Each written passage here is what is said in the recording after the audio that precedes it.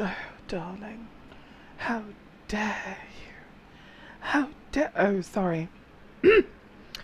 Sorry, guys. I was in the middle of leaving Scum a voice message.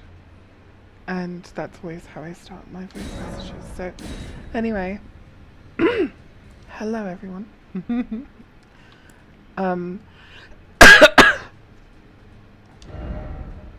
My name is Kate. And today... I wanted to do the thing that I said I was going to do next time I stream, which is do like an interesting deep dive, as deep as we can dive, on these stone-sheathed swords. And so I said, well, that's going to require me to play a character who has a stone-sheathed sword. So today I'm going to be playing the character who is my namesake, Kate the Kind. And I'm going to look through her inventory and see if she has a stone-sheathed sword, and if she doesn't, we're gonna go fucking get one. And it doesn't look like she has one. She does have the Sword of Light, and it doesn't look like she has a Sword of Darkness, so we're gonna have to get two. This way I can have all three different swords. For the sake of lore, of course. And because, you know, I'm a nerd, so nerds like to collect things. At least I've ascribed that to them. Alright, let's see. What weapons will I probably never use on this character? Some of these are interesting, so I might use those.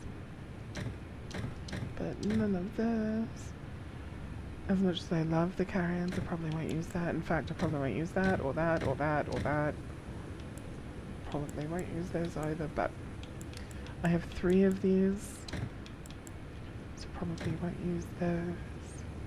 Probably won't use that. And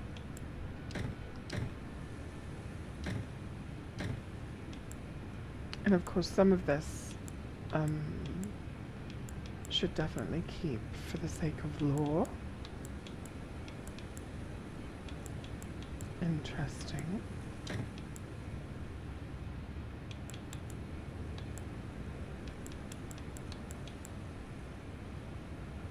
Don't want that. Don't want that. Or that. Or that.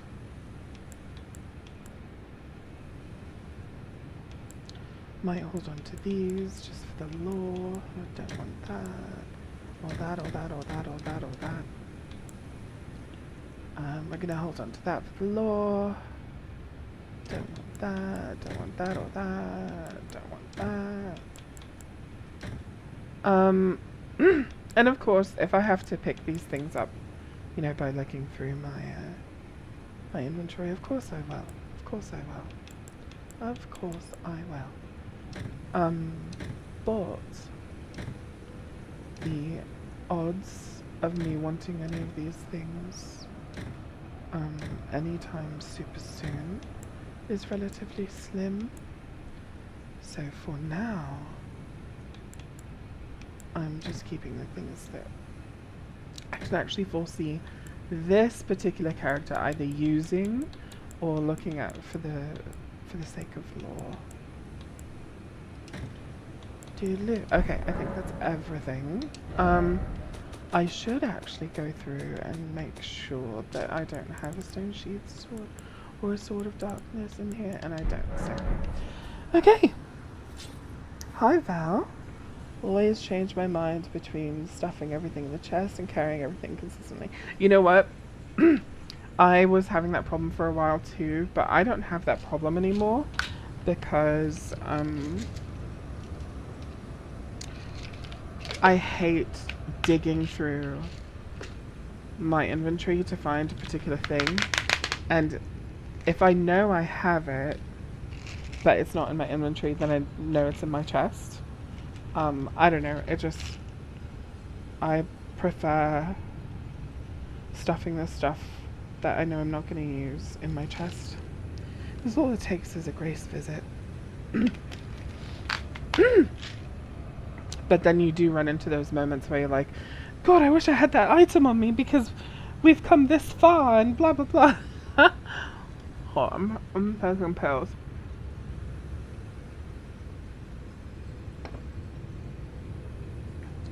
Okay. So since we're doing this, the first thing I want to do is bring us. Do you hear that noise?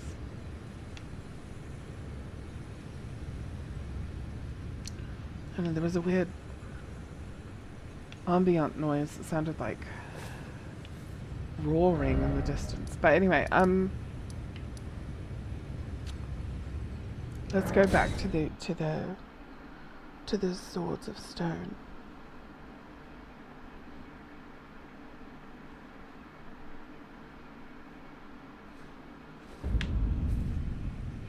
Yeah, it's stuffed in there in a weird spot, in my opinion as well.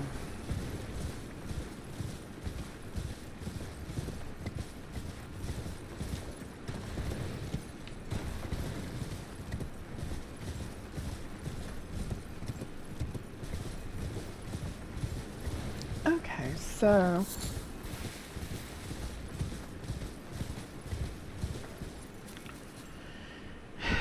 these monuments. We're looking at the swords, the stone sheath sword and the sword of light, which actually I think I have in my inventory right now.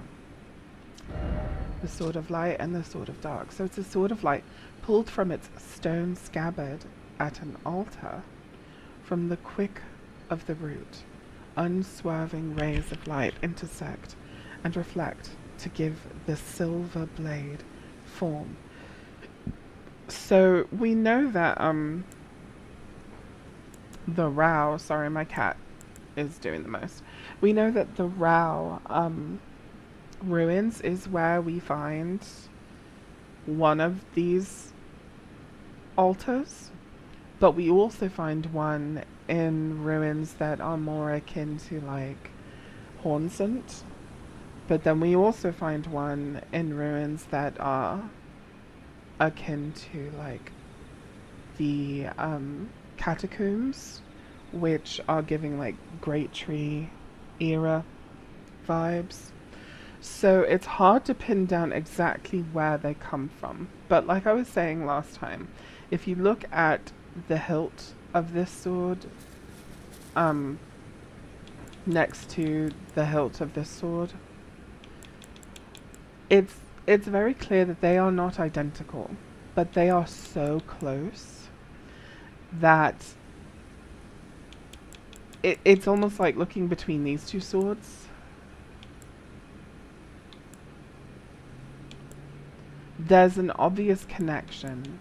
It's hard to tell what that connection is, but that connection is what I'm hoping to unearth today. And the other thing that I think is really fascinating about this sword of light is that this sword is talking about both silver light, or rather it's talking about light, but then it's talking about silver.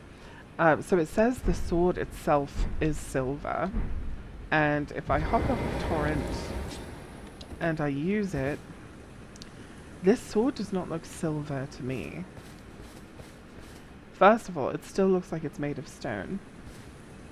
Here, we're gonna do this.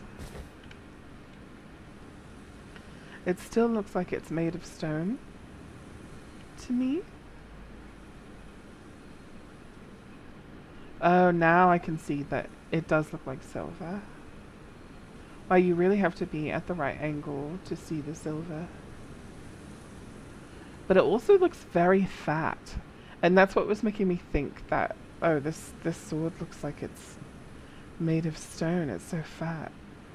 But no, it's definitely made of silver. But then it has like cracks of golden light. And I mean, that's glowing a wee bit. And down here, just above the crossguard at the base of the blade, there's something gold there. Can we see what that is? It's not like a discernible, recognizable shape to me. But if someone is familiar with this shape, mayhap you can enlighten us. And there is something on the so I'm trying to position myself perfectly. There is something here, a design on the crossguard that looks like ziggy-zaggies. That's my professional. Hi, Tommy. It's my professional opinion that it looks like ziggy-zaggies.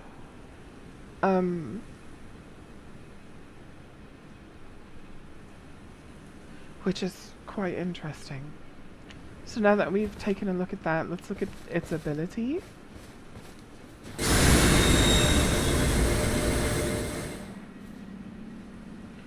So it does give us, like, in my opinion, it's like the same color light as this.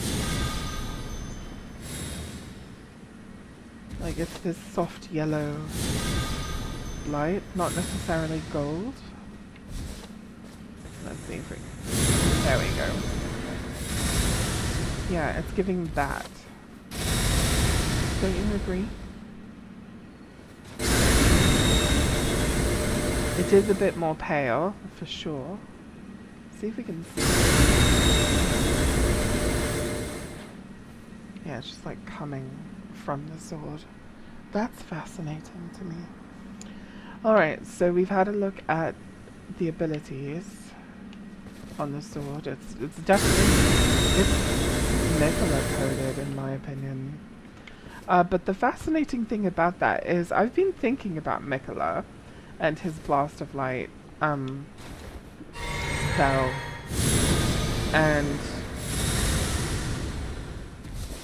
after the Blast of Light you get that rain of golden rays that come down, which is giving Miranda Flower, which is really interesting because if Miquella is a mix of Marika and Radagon, and my theory about Radagon,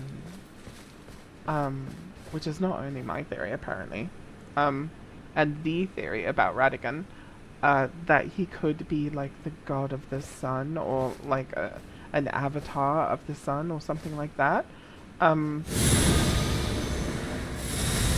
It makes sense suddenly that there would be this powerful spell of circles and light that would speak to both Miquella and Radagon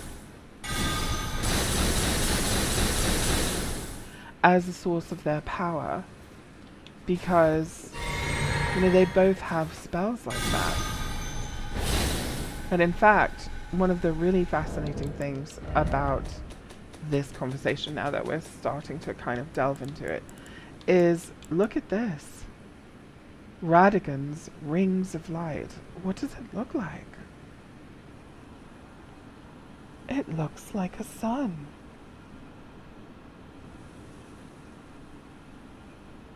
Yes, Colt. But his mother is also a tree person. You know, like, she comes from a tribe of tree people. And, you know, Miranda is somewhere in there. And I think the reason why his other half is Trina, who is a plant person, who's using, like, this very Miranda-coded spell. In the same way that, like, Melina, who uses this and the Miranda-colored spell, who is obviously connected to Marika and the Erdtree, and obviously connected to the Nox and the Newman. I think that's the connection here, is that these are spells of, like, pure sunlight. Which makes me wonder, why aren't they on my fucking... Why am I not using them? Probably because they're not very good. That's probably why. And because I have this really awesome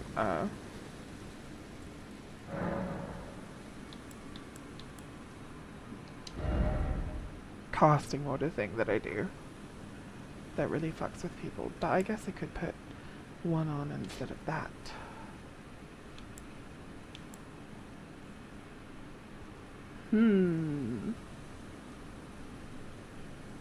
This is a Mikola Radigan build. Maybe I should just...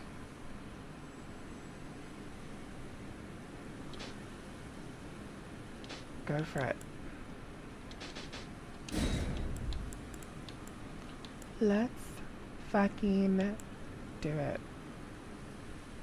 Right, let's see. If we cast that, then that. I think the one we should put there is actually this. And then this. And then this. And then space people out. And then punish people for attacking us. Cure things and debuff people. Give us a buff and heal. There. Yeah, they're not very good. But this is an RP build or whatever. Not an RP build, because I'm not RPing, but it's like an in-character build or whatever. So I am a Radigan Mikola build, so let's stick with it. Okay, so what I want to do is go get one of these. So okay, so I have Fog Rift Catacombs. The next place that I need to go in order to get Thingatima Bobby, I think it's... is it here? It's somewhere around here. It's one of these.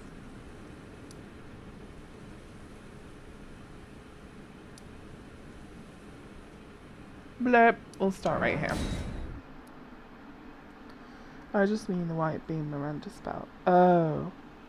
Yeah. No, yeah. It's not very good. It's not. But I should probably actually also get that while I'm here in the Rare Ruins. And I don't think that my furnace is still active.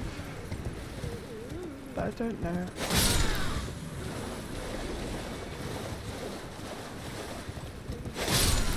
Well, don't look at me and that won't happen.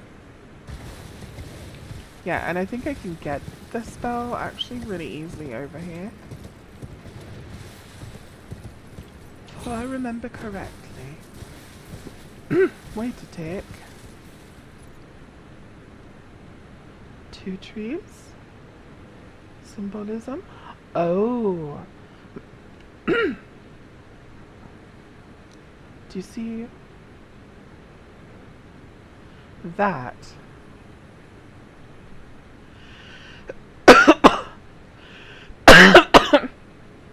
I was gonna say the symbol in the middle of those 2 trees, but actually I think it's just the leaves of the 2 trees meeting in the middle, making that symbol, but it's not actually an independent symbol. But it looks familiar. Like maybe I saw it on Marika's dress. Which, if we could make that connection, that would be brilliant. But I don't know. We'll have to have a close look. But anyway, let's do this. Oh no. Can we make that?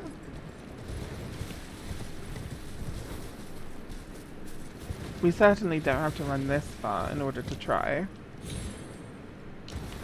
We made it! So do I have to kill something, or is it a lootable spell?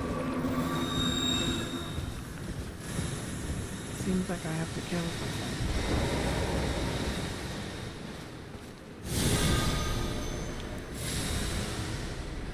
I want to see how it combos.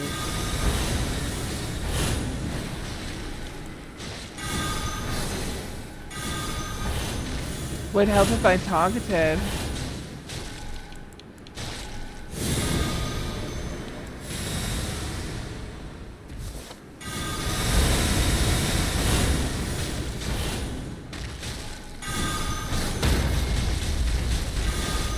Okay, so using the, or it might be because I ran out of stamina, but I'm actually testing to see how well they flow into each other.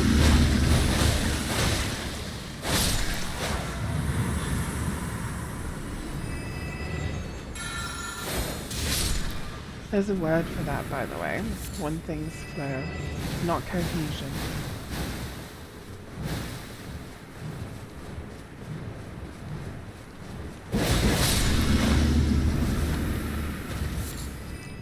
Where's the spell?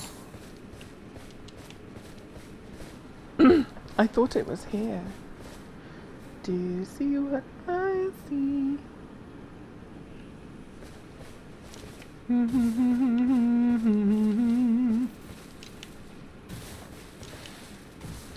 You know, I'm Jewish. You're being racist right now by singing Christmas songs at me. I'm just kidding. It's a joke. I'm not that nuts.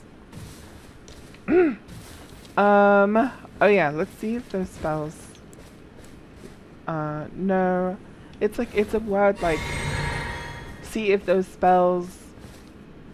Blah, blah, blah. If they do a thing, that means that they work together well.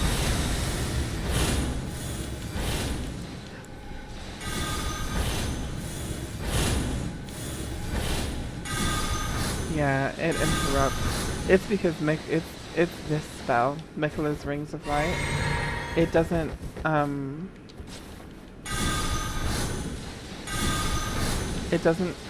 do this.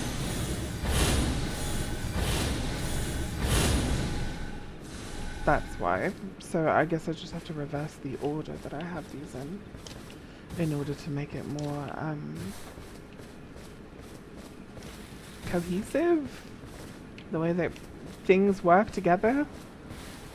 Not simultaneous, not tandem. It's not a word like that. It's more like cohesive. It's when things work well together. And I just can't think of the word.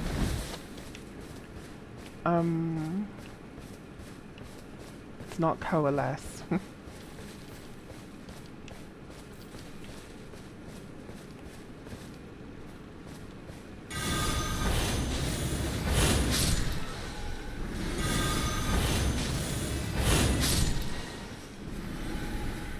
Where is that Miranda spell? Oh, does the Miranda spell come from killing a, Is it a, For some reason I thought it was over here, but is it actually you have to kill a, what do you call it? A Crucible Knight in order to get it? I think it may be. I may have to look it up, because I just don't remember. So I think what we'll do is change the spell order again.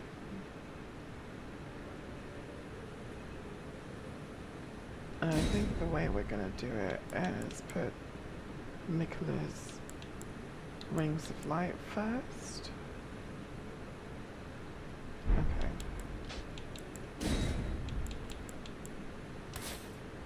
And then we'll put this, and then we'll put this.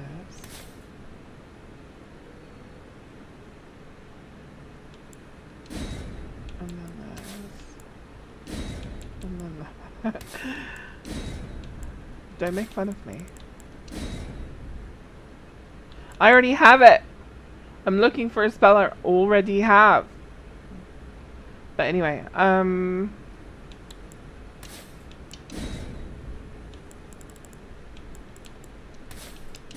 how embarrassing is that?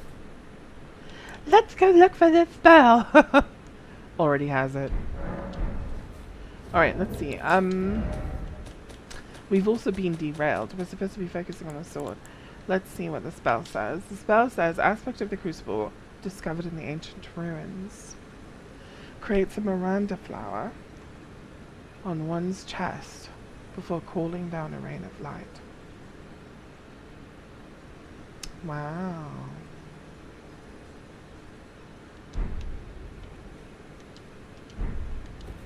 Fascinating. Alright, so what we have to do is, do you remember where the tower is with the invisible bridge I'm supposed to walk to? Is it that tower just up higher? I think it is. I think it is that tower.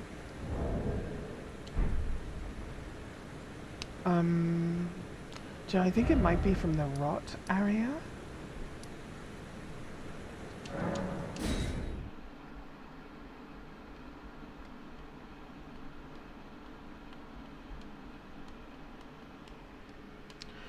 The reason why I decided to do it the way I've decided to do it is because I think having this first, I can like kind of stun lock someone, and while they're stun locked, then be like, okay, now I'm gonna fuck you. And then when you come at me, now I'm gonna fuck you, and I'm gonna fuck you, and I'm gonna fuck you. Like that, see? So I did think about it. Did actually have a thought process.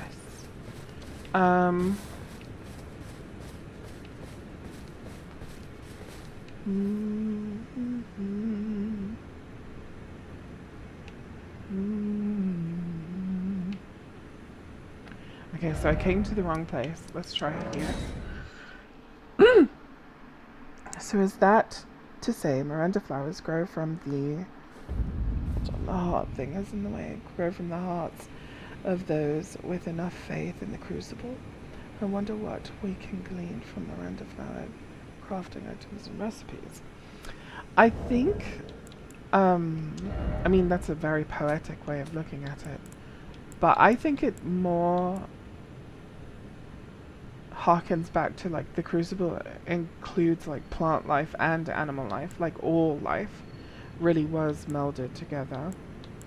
And the reason why like there are tree people and stuff like that is because of their, I don't know, being part of that, whatever. Okay, poison blossom, fire blossom, faded earth leaf. Where are the Miranda flowers? Are these Miranda flowers? Let's see. No, they are not. Do we have Miranda powder? Pollen from a man-eating Miranda flower. Throughout history, perfumers have prized this extremely fragrant form of Miranda pollen, not yet scattered into the air.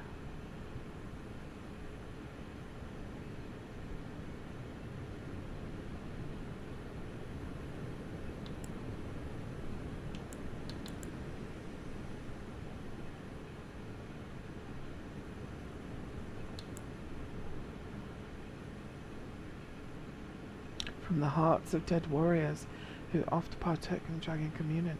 Interesting. Harkening back to what you were saying about things being like from the hearts.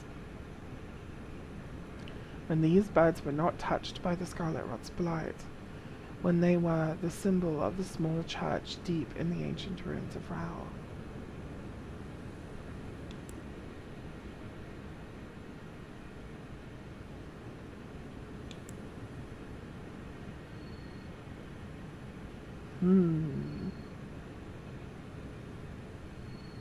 Alright, let's look at recipes then that we can craft with Miranda flowers. I know there's like a, yeah, acid spray mist. Uses FP to release an acidic mist from the user's mouth, damaging armaments. Perfumed powder is held in the mouth to dissolve before being expelled. It was once a restorative art, or so it is said. Miranda flowers also have something in common with modern dragons in that they both take on characteristics of their surroundings. Glintstone, magic, frenzy, and rot are some Miranda variants. You're right. You're absolutely right. Oh, I never noticed before that, like, when you're looking in these little perfume bottles, you can actually see the ingredients inside of them. I never really paid attention to that before. That is fucking fascinating. Now let's see if I can figure out where I'm meant to go in order to get to that tower.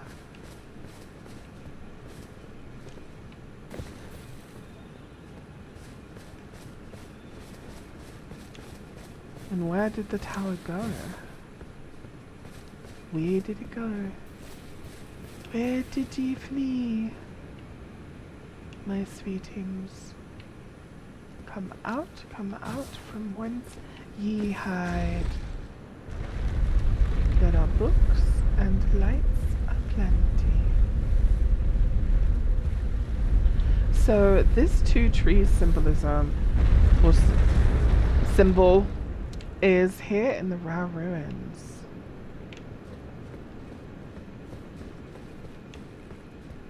Oh. Oh.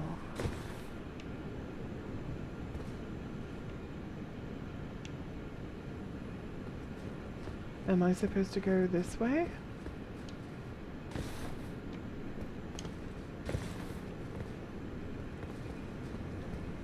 What should be a big fat no?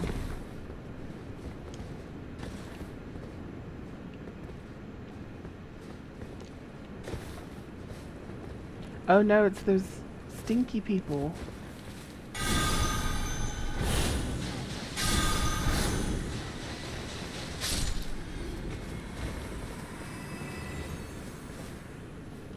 They're worshipping Enirilim.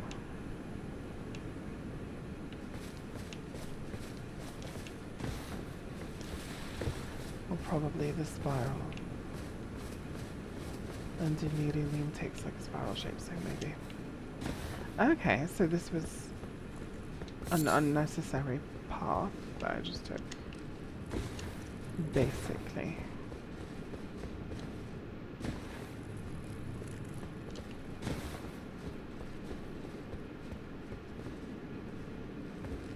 Yeah, totally unnecessary. So, how do I get to that big thingatima bobby? I think I need to get somewhere over here. If that's the case, I probably need to go.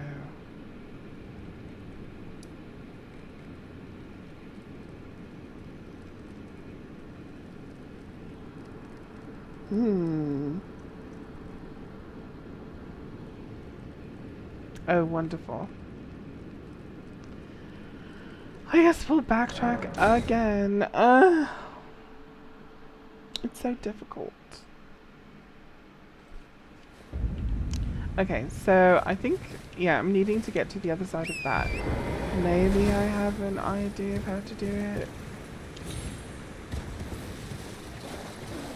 Don't look at me.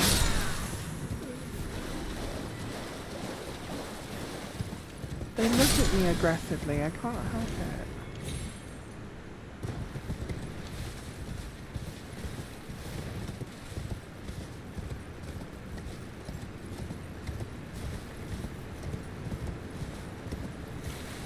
Oh hey, Elden Dork.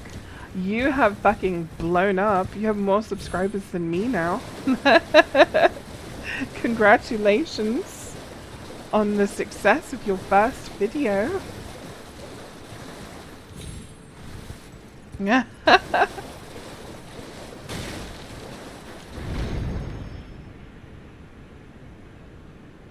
There it is. Okay, so it is that way. I don't think I can get to it from here. But this means that I can get to it probably from back the way I just came. So, ooh. Oh god, oh god, oh god. That was so frightening. Okay. Let's do this. Go that way. Go! Oh, yay!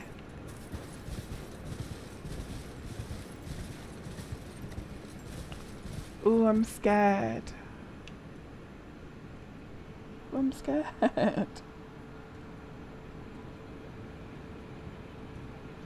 Okay, I didn't spend 3.5 months making the first video, but I think it still counts. Oh, it is your second video, you're right. It's your second video. My bad.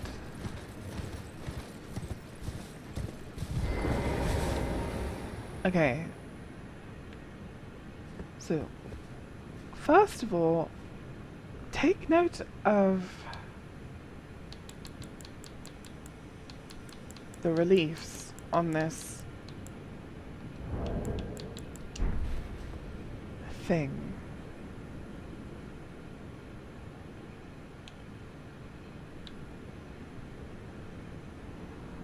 And it's funny you should arrive, Elden Dork, because I was just talking about... I'm sorry, I feel weird calling you that, Scott, because I was just talking about how the Radagon and Miquella spells kind of... The Giving Sun. Like all of them are. The Giving Sunlight. Especially this one.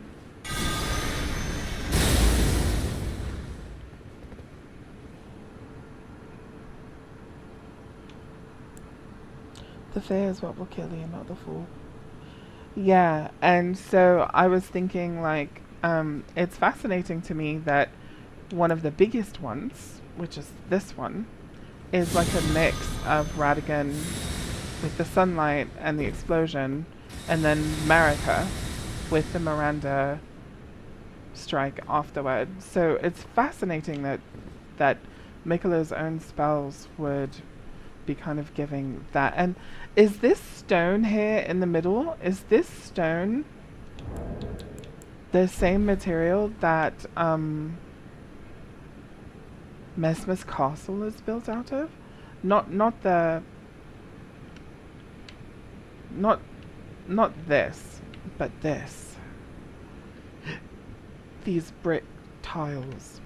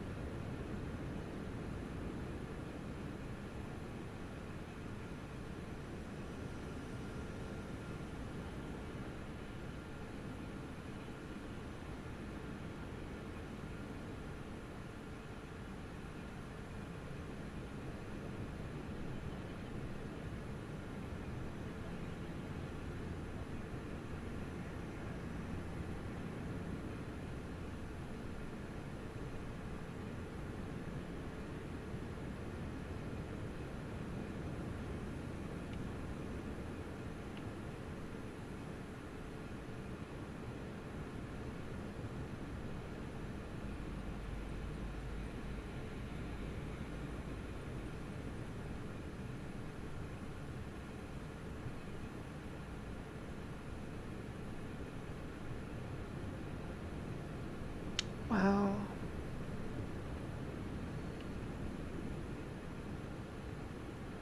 It's so strange to me how much unused space there is. Like up here and up here.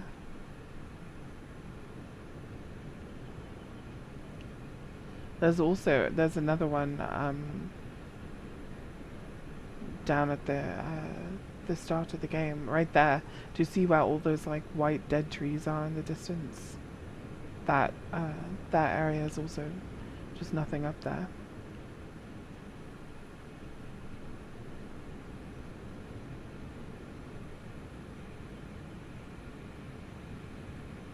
Oh, that's interesting. Hey.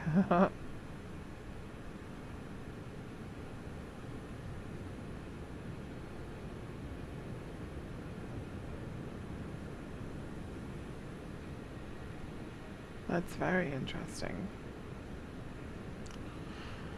Oh, but anyway. So this tower, once upon a time, was probably like the highest structure in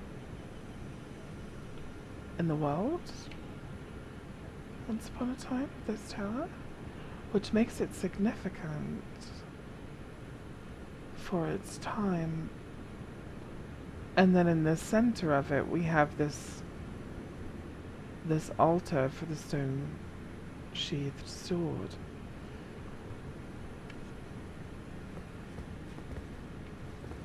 And I can't interact with it, and I'm fairly certain it's because that's where this sword that I have came from. Or rather, this is where I turned it into the Sword of Light.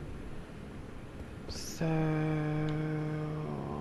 I'm thinking if I find the other altar, which I know is behind Messmer's castle, it's like back here in the ruins of Unti.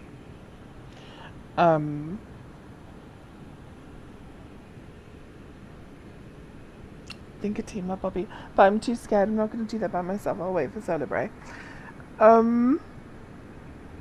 Vortices of Darkness, yes. Oh, Kate, I wasn't able to write in chat yesterday due to work, but you were looking at the sculpture relief thing on the entrance of the Erdtree in Lanedale. The sculpture relief thing. Uh-huh. And there's that big spike pillar thing running through the center of the whole thing. Uh-huh. Just based on vibes, but it reminds me of the Forge of the Giants when Melina burns, a pillar of light shoots up. A pillar of light does shoot up, you're right.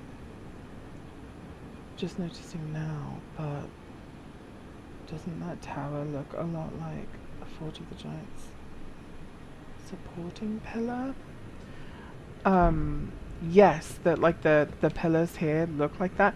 It's because, in my opinion, the Forge of the Giants is Rao. It is Rao. Because all of these pillars, including on like the Divine Towers, they have the same look to them, the same structure. They look just like that. They've weathered differently, but they look the same. It has the same kind of structure like that. And then when you look at the Giants Forge, it has the same thing going on. Especially in the base. Auntie Jemima. I think once first get either dark or light. Yeah, I have to do like multiple playthroughs and shit. Which I can't, I haven't done on this character. My vanilla character has, and she has the Sword of Light, and then she has a stone sheathed sword. So I could just do it on her, but I think the reason that I'm not just doing it on her is because then I can't do the flying around and looking at things stuff that I like to do. And I can't believe I'm on a medium roll right now, and I hadn't even noticed. I wonder if it's because my talismans. It might have just been because of my talismans. Let me see. Yeah, it was my talismans.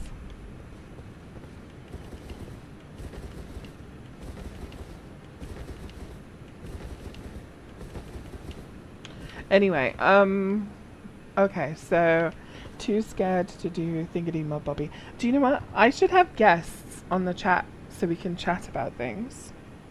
But one thing I do want to look at now that I'm not too scared to look at is someone screenshot this. Screenshot it. In fact, wait for me to screenshot it. Have a really good look at this. Okay? Because I think I've seen it somewhere else.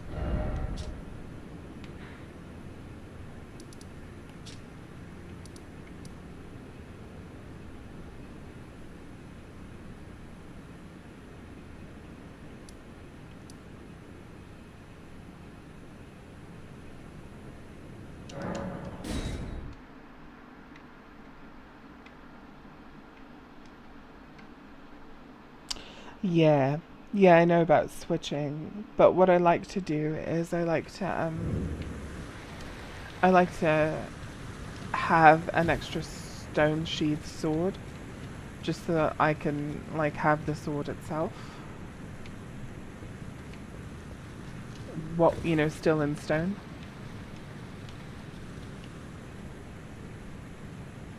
Okay, so not here. Here.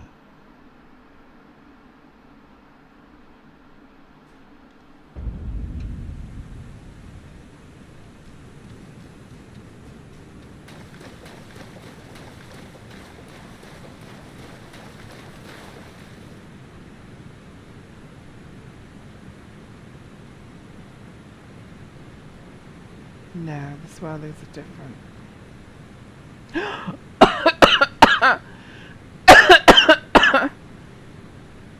Look!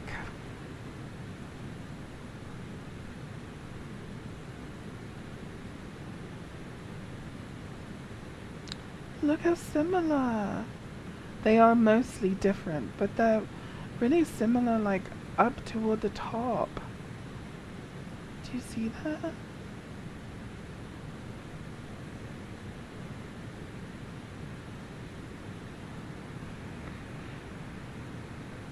I'm on Seamless.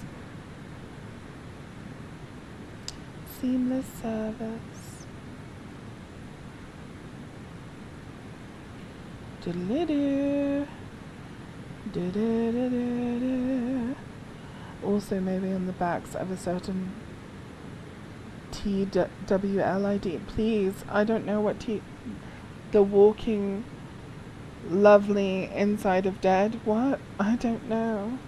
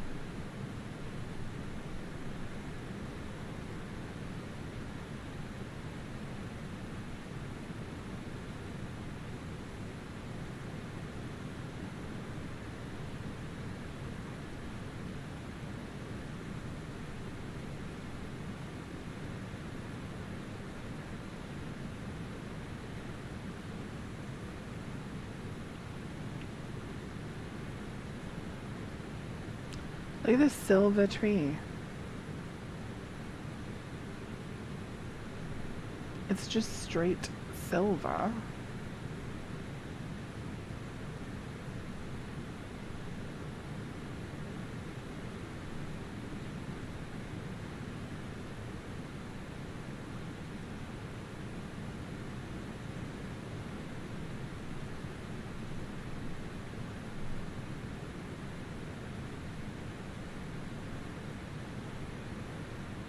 It's so pretty.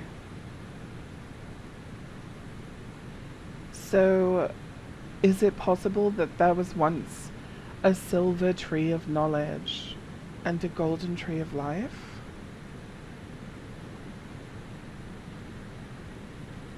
Because look at that.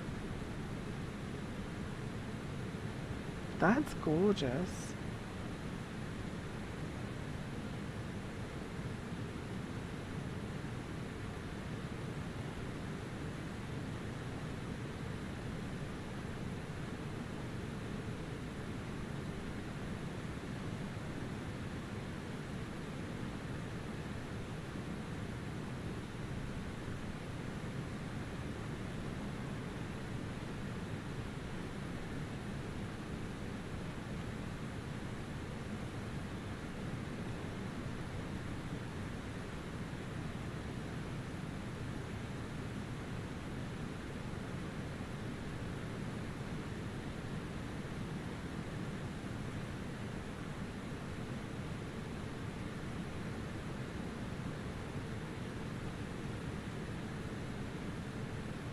Could it be that they saw the eclipse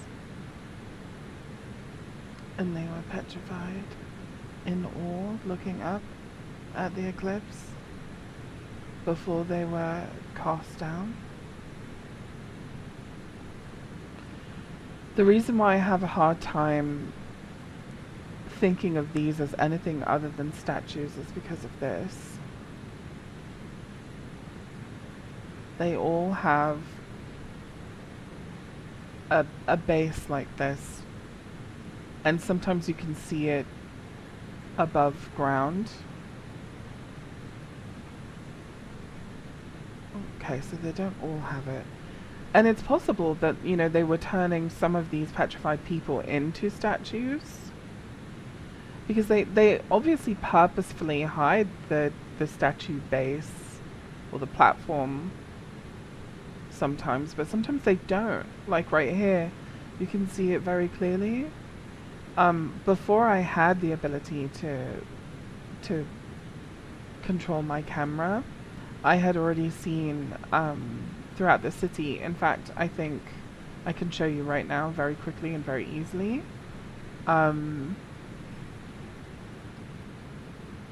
of these you can see very, very plainly are statues on a platform. See? They're not even trying to hide it. But in the same place where they're not trying to hide it, that now they're coming out of the walls. They're coming out of the walls, and they're on platforms, but the platforms are coming out of the walls. And like these ones up here, like, it's so hard to discern whether or not we're meant to look at these as statues or people who are really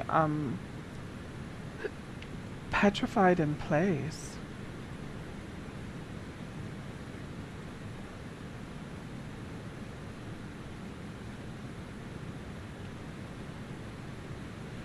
And look at the desperation.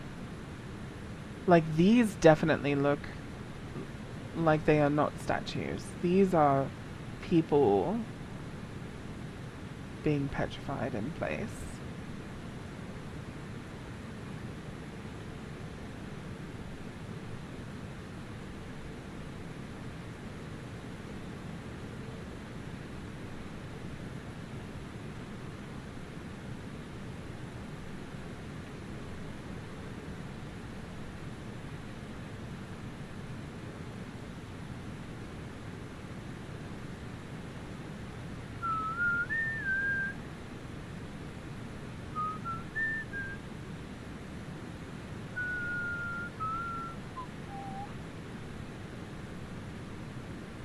What is that?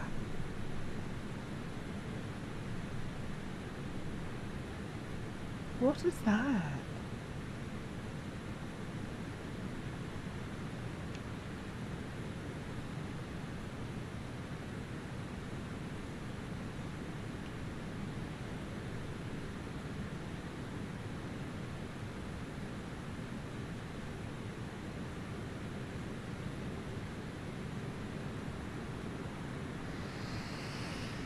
Okay, reading comments. Spellies, perhaps it just represents night and darkness. Scott says, okay, good. I would be paranoid to use camera tools on official servers. Oh yeah, no, I don't use any mods on official servers. What are we looking at? Unalloyed fundamentalist. Cult answered for me.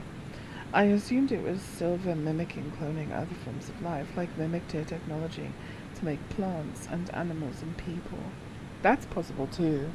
But the reason why I'm not leaning toward that, Scott, is because there's gold versions of this in the capital of Leyndell. The only other silver things we see are tears and the mother balls. The tears look more like mercury or quicksilver. Quicksilver tears might be a better name. These guys remind me so much of Bloodborne. They do, don't they? Okay, Danica, my love. No. Yes, my love. And no. No. Why is the face looking like that? It's like a bleh. And all the other ones. This one's got its tongue sticking out. Has that one? Have they all got their tongues sticking out? Stop. Danica, you're bullying me. I'm streaming. Why are you doing this while I'm streaming? You're embarrassing me. No, I'm just kidding. It's my cat.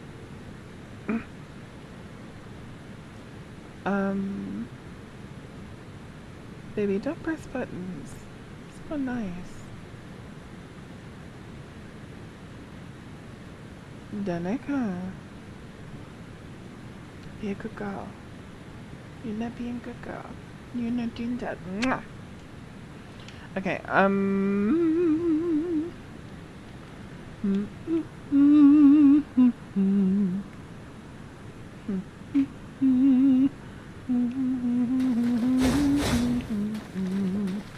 So, going from those silver trees, the reason why I'm not buying that it's tree mimicry made of mimic tears is because if you go to the capital, like I said, you can find golden versions of it, which I don't think that the gold people at any point were like, let's make a golden plant.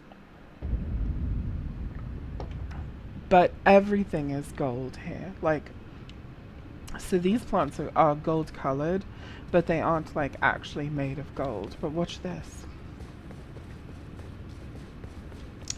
Watch this, Scott. Watch this. Bet you didn't know this, Scott. Bet you didn't know. Bet you never noticed that these, along with the leaves on the ground at my feet, these are all like, Danica, stop pressing buttons, my love. You're making this so much harder. Okay. Right, let's vote. You can see very clearly that these leaves are leaves of gold. Like, they're not just gold colored, they have the sheen of gold. They are like literally gold. And then if you go up here, you can see tons of it. Like, these plants are glistening gold. Look at that. So they're not just gold colored, like these plants are made of gold. And I don't think that like the Golden Order was like, let's paint the town gold. I just don't think that they were doing that. I mean, they kind of did do that, literally. I mean, you know. But I don't think they were doing that to living plants. I don't think that that's what that is. I think that those plants are gold for a reason. Because, like, there's plenty of plants that are not gold.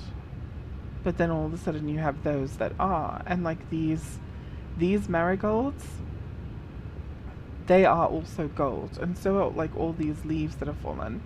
But then there's some that are just that color, but not made of gold. So that's why I don't think that it's I don't think it's gold mimicry. I don't think they spray painted. They were like, you know what? Chicka, chicka, chicka, chicka. Don't make me laugh. I don't think that they I don't think that they were doing that. But I would love for you to say that in your next lore video. I would love for you to be like, I'm fairly certain they just went to a fucking Lowe's and got gold spray paint. Like, chicka, chicka, chicka, psst.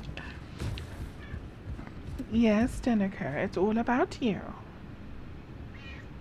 Yes, Denica. Mwah.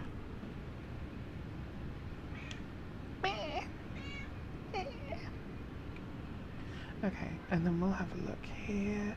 I've always wanted to have a really close look at this. Ooh. Because for some reason when you look through your telescope, Danica, you're making this so hard! My cat! When I look through the telescope, it's super blurry, but I guess it's super blurry anyway. Would love to see this image be not blurry. Oh. Now we can have a much better look at, the horn blowing guy.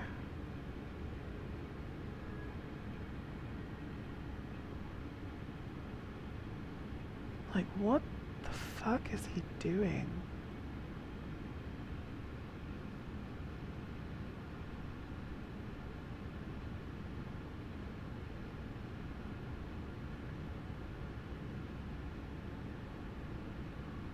Super weird.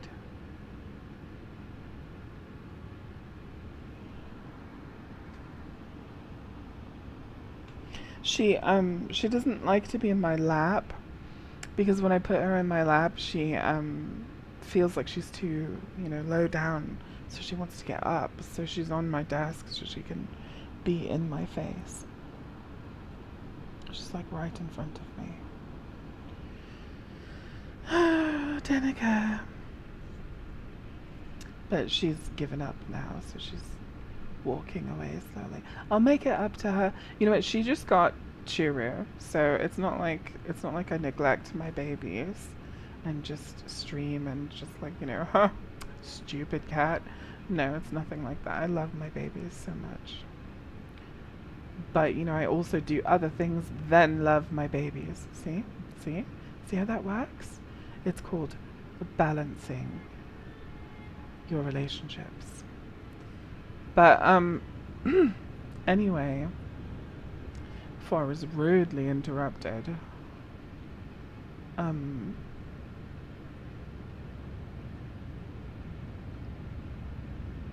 whoa.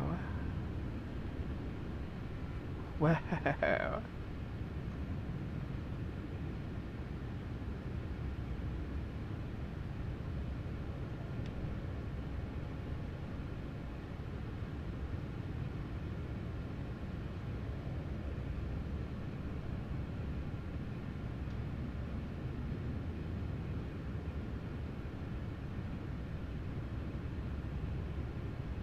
So the tree is burning in layers. Is it? Fascinating.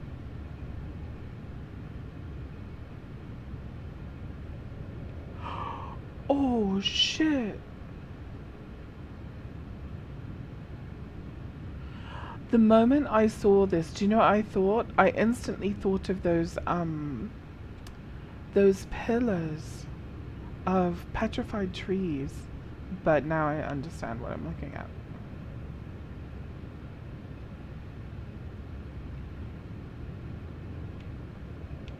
Bloop. Okay, anyway.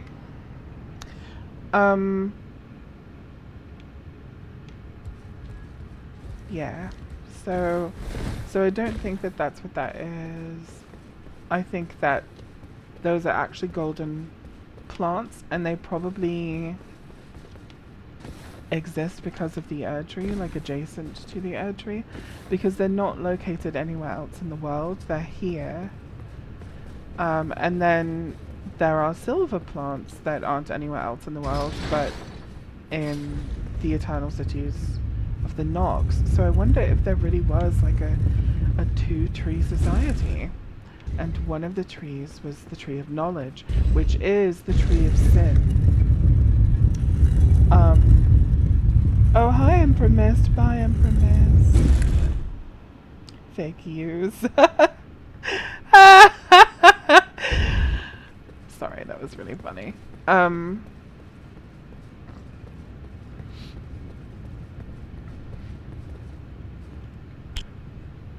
don't know. There's too much that I want to know that I don't know. Also, look up there. That looks really cool. Can you imagine, like, being in that giant palace? How cool is that? And, like, some of these root systems, like, for example, this, it's not attached to anything. I think it's supposed to be part of this root system, though. Yeah, because that goes down. Doesn't actually go anywhere, and then comes off the side.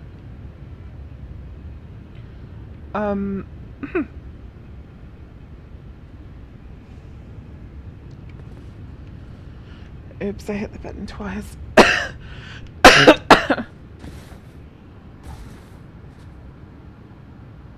What thing did you see that was cool?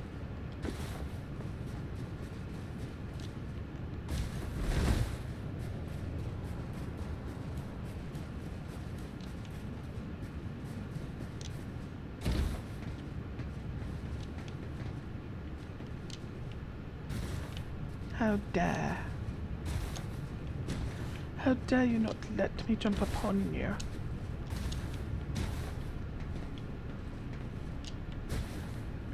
Fine.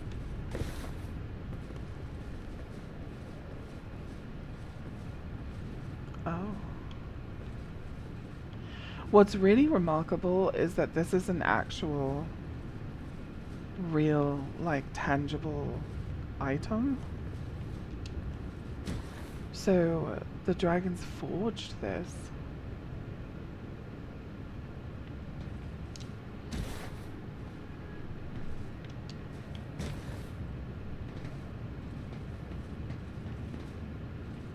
I suppose that was quite a risky jump. They forged it.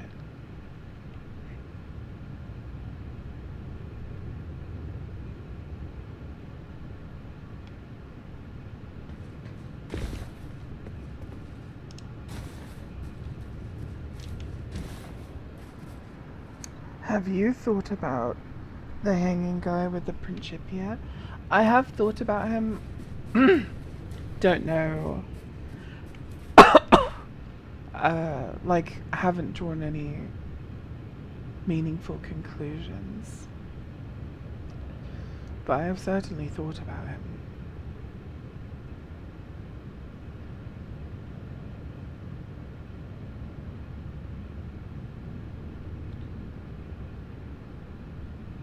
Oh, he has swirly bits all around him.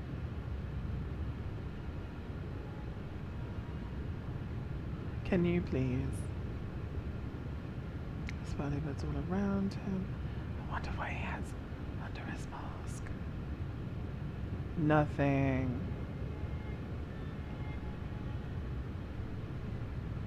Wait, is that a snake? No.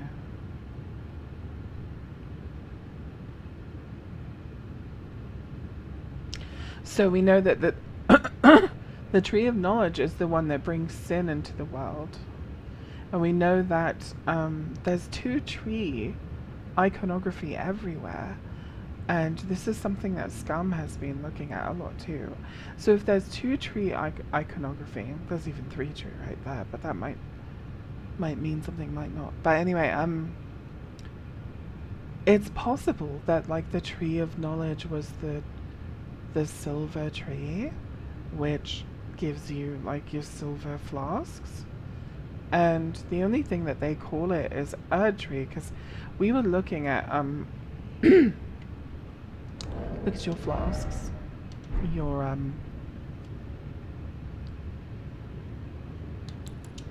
flasks. It says a sacred flask modeled after a golden holy chalice that was once graced by a tear of blessing, filled with crimson tears. This flask restores HP with use, blah blah blah. The one washed up on the gravesite was sure to die. Okay, blah blah blah. So we're looking at that, but if you look at these, it says the Erdtree's old sap becomes amber. The Erdtree's old sap, a primordial life energy, resides inside. And then if you look at one of the green ones, it says the Erdtree's old sap becomes amber. Precious jewels. So it says the same thing in every single one of them, but some of the description above and below, like the description they share, is slightly different. But it looks like it really is just a descriptor of what they do, why they're different. But how did they refine green sap from the singular one Erdtree? Is it possible that there were different Erdtrees that gave different color sap? And the reason why I don't think that this is super far-fetched is because if we know that the Erdtree has burned before, and when the Erdtree burned, or you know, when something happened, was it when she shattered the Elden Ring? When Marika shattered the Elden Ring, then suddenly all over the world we have these minor Erdtrees that got there because of seeds flying away from the Erdtree. But those are just the illusory trees, the little illusory ones. How did these ones get here? These big ones. So we know they were planting other trees. There's other Erdtrees. This is an Erdtree. It's just a minor Erdtree, but it's still an Erdtree. And look at the color of its light. It's much more Miquella coded than the big Erdtree. It's giving like soft yellow light as opposed to like vibrant gold that the main Erdtree used to give off. It's this softer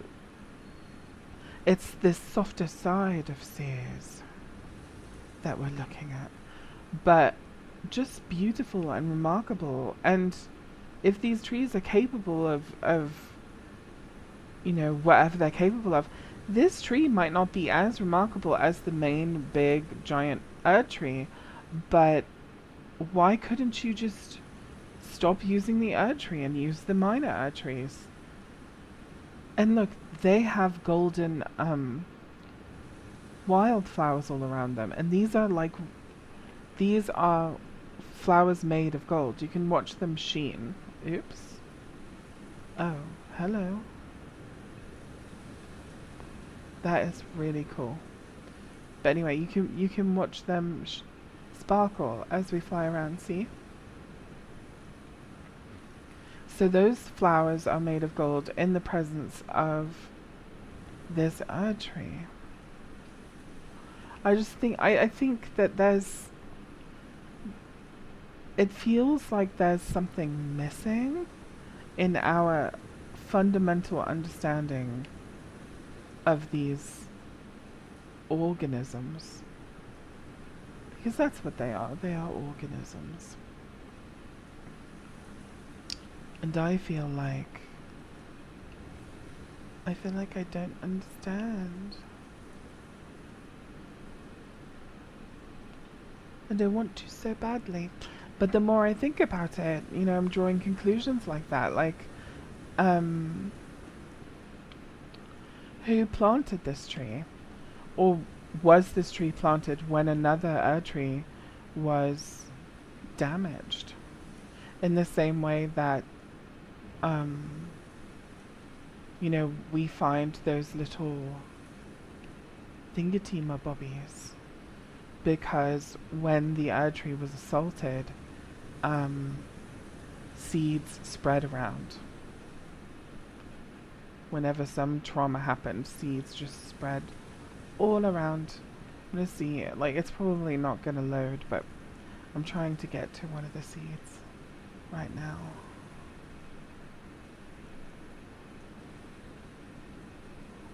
Here on this bridge.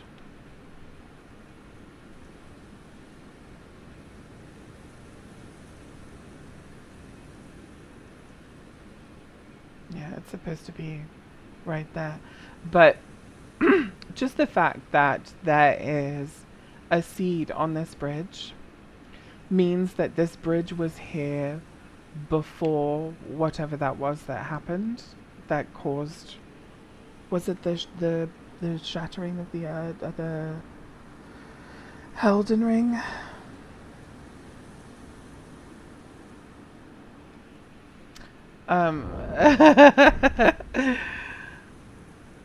What is that?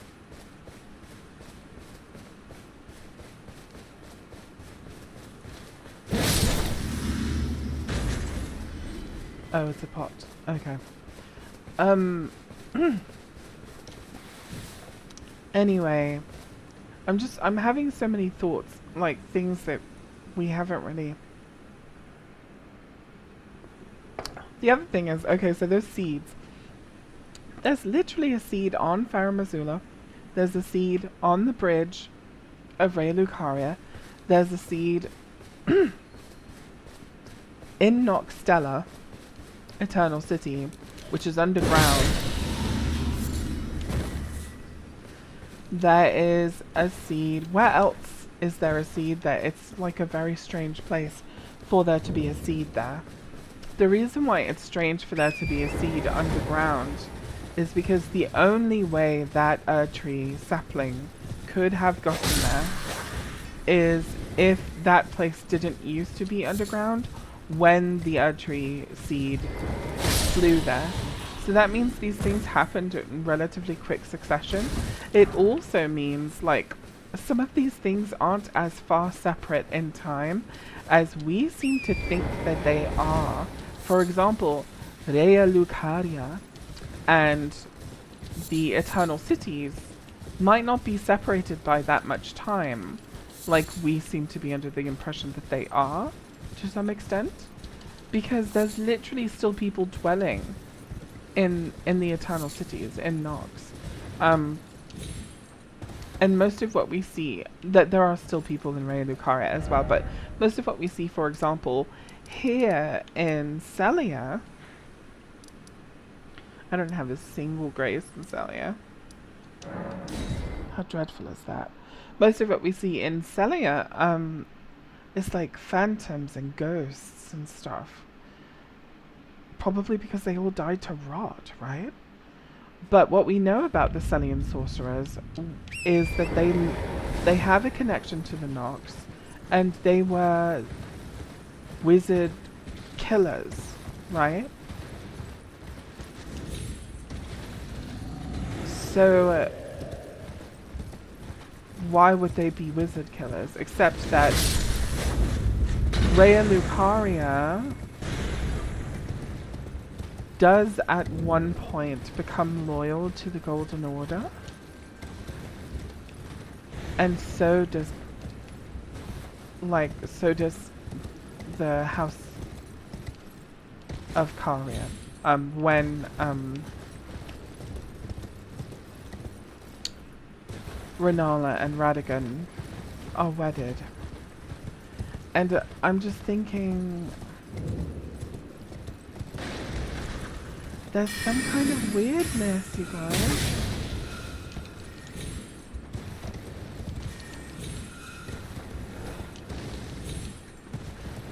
Oh. I'm trying to zigzag. I'm trying to zigzag.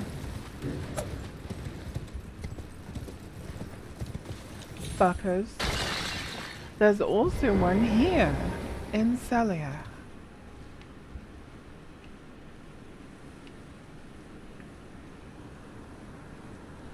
Okay, let's see. You know what? You guys are typing too much. I need for you guys to join me in Discord. Okay? We're gonna have a conversation about this. So Colt, join my Discord. Or you know what? You don't have to join my Discord, but like, oh, I must be being attacked because my shit is vibrating.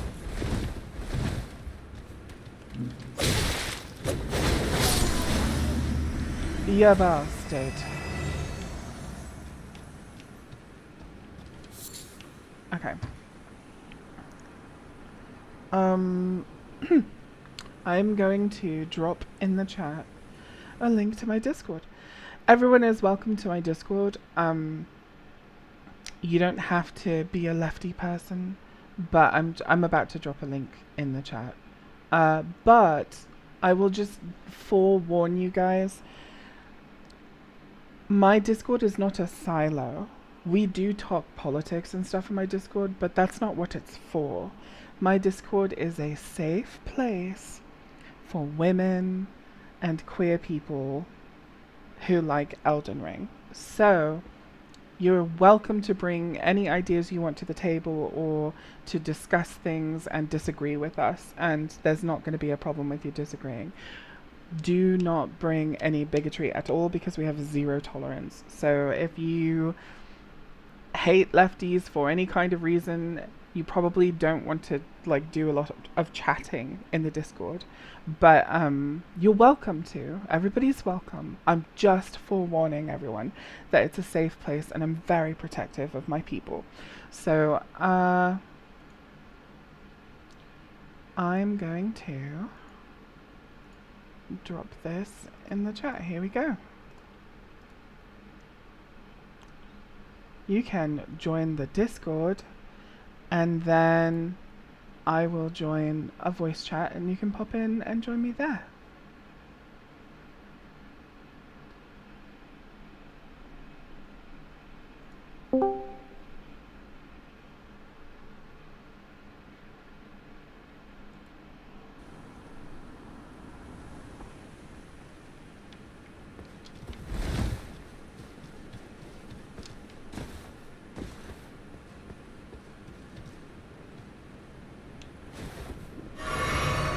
Why is it so laggy?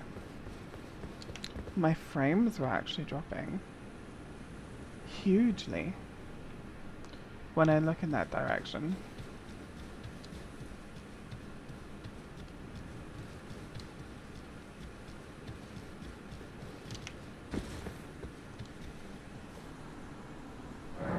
Hi, Amy.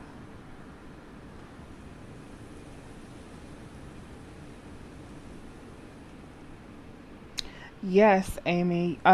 We would love for you to come, and you can always like only use it for my Discord.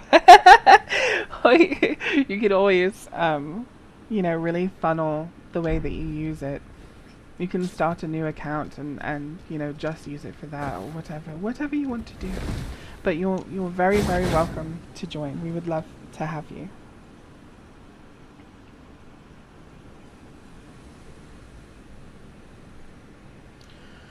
Alright, let's see. Scott is... Are you at work or something, Scott? Or maybe he actually left the what do you call it already?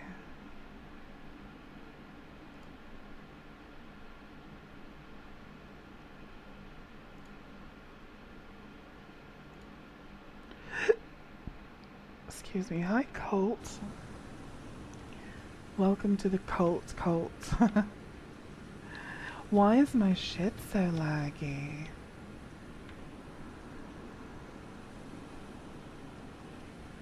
My shit is laggy as fuck. It really is only when I look south.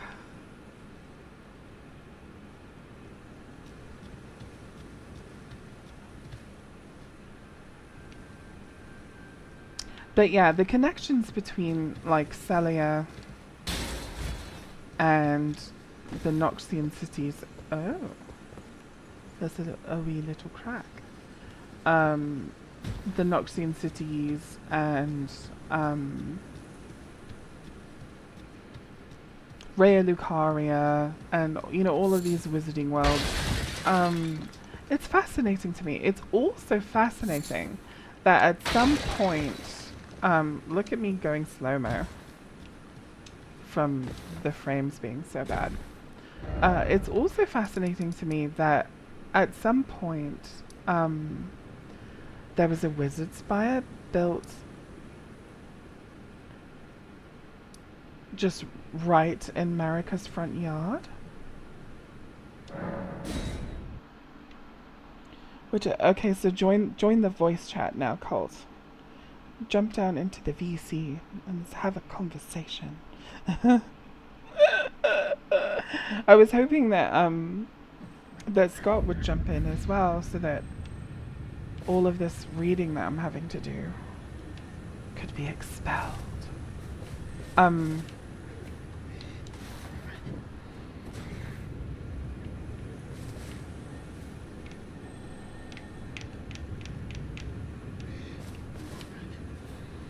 Where is this relative to where I am?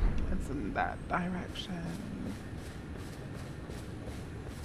Also the stinky deaf people. I guess we can have a closer look at them now, can't we?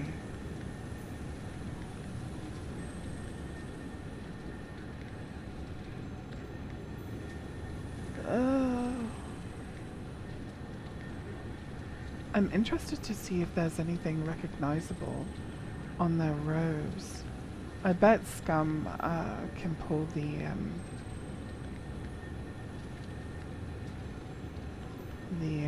what do you call it? The textures and tell us a lot. I wonder if there's one sitting still that would be better to have a gander at.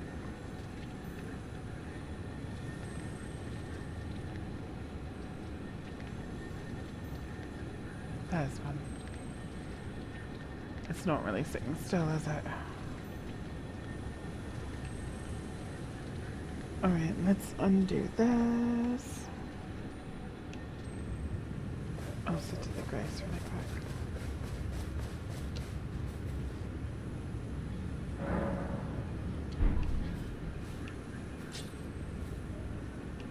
I hope that fixed the frames problem. Alright, okay, let's go have a look. So these ones don't have those cloaks over them.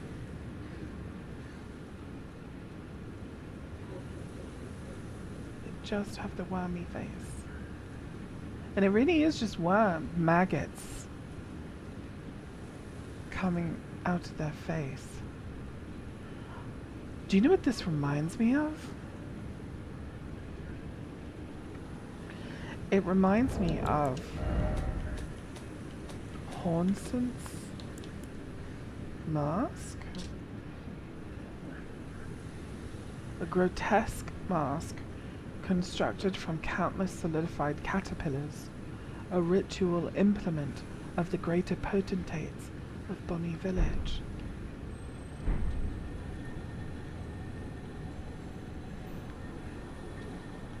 What? Could it be that there's like a connection there?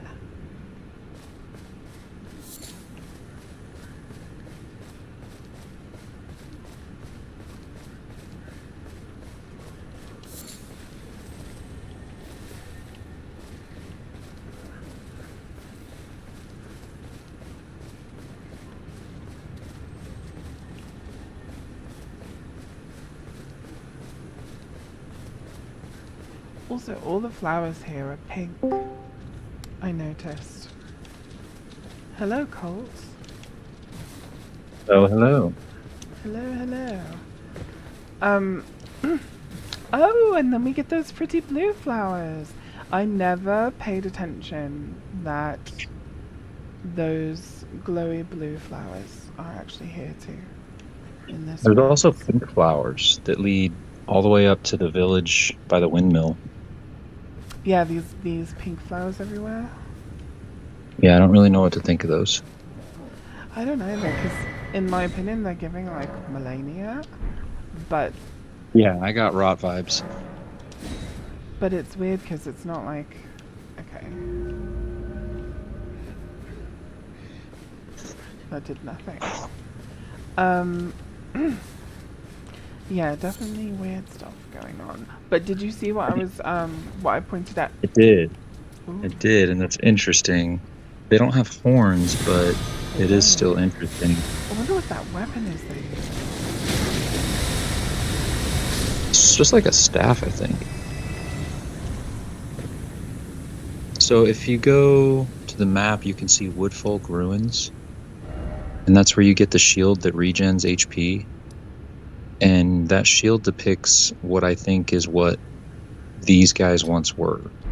They were like tending to these minor Erd trees and collecting nectar or sap and possibly drinking it and becoming corrupt off of it.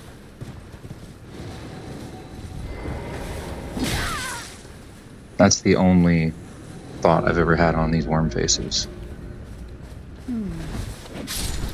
I think so it's got to be like a mixture of the two then, because if there is a potentate ritual that for whatever reason requires like maggot face. It does make sense that they're around Erd trees where the pots are, or usually are.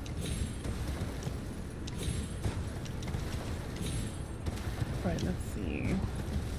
Oh, I guess if I wanted this way, I'm gonna get aggro.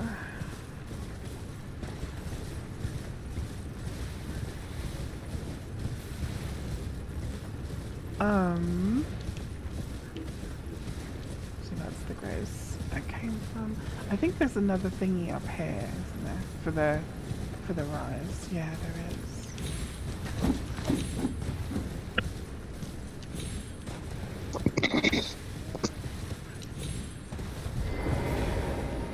I like how well hidden it is. Like, wow, fuck you guys.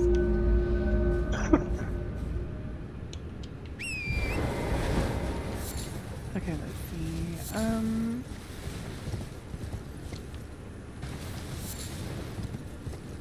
Also, the fact that they have Deathblight is interesting, considering the death birds. Their scream inflicts Deathblight, but it seems like maybe that wasn't always the case, and Deathblight kind of became a part of their scream after Godwin's death. Sure what you think of that. So the same might be true for the worm faces. I definitely think that. Okay, so when it comes to death, Melina says something to us. She says that this world is in desperate need of repair. It's in dire need of death indiscriminate. And then you think about, well, who is Melina? Well, she's in some way related to, connected to Marika. Why would she be so keen on, death being a part of the world, except for that she's actually talking about the importance of death's role in the world that we live in.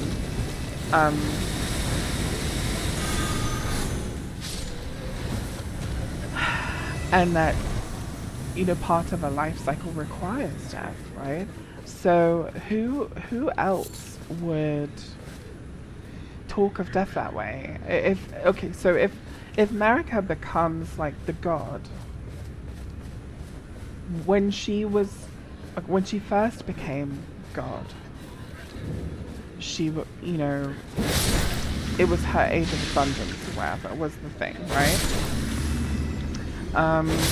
You may have to show me or tell me rather where this shield is. You might already have it. Ew. But it's not. It's right around there, I think. Okay, let's see. What is It's definitely in like a structure. So like right behind you, maybe. Okay. I'm gonna get the puny stuff that's actually snaring me.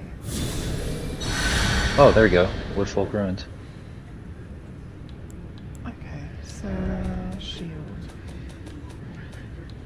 So that's kind of what I refer to the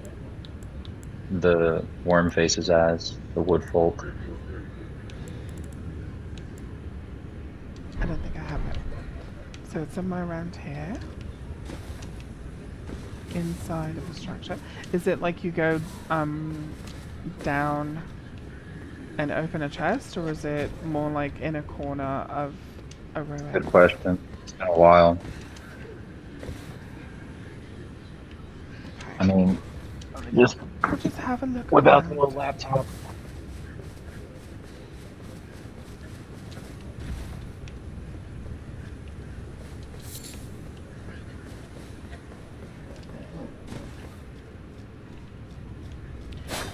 That's funny. That actually looks a lot like the place where you smack the ruins to open the way to EG.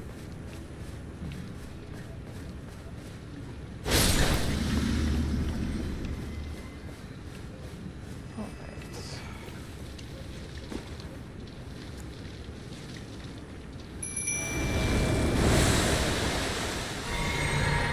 Now I don't have to be scared. Icon shield.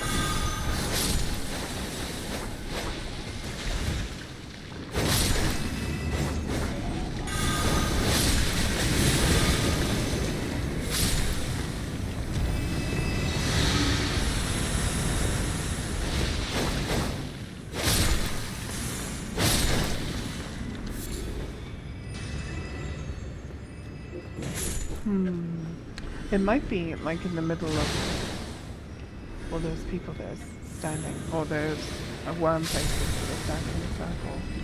Because So open your map for me. oh, I have to wait till this goes. Okay. It's like delayed, I guess. Super delayed. Yeah, there is a weird delay with the stream. So essentially, if you look at the minor Erd tree on the map, the leaves on the Erd tree up towards like the middle of it, to the right of that is a structure. The icon shield is like to the right of those structures. Oh, okay. That was really good directions. I'm probably gonna find it straight away now. It's actually... Where's my mimic?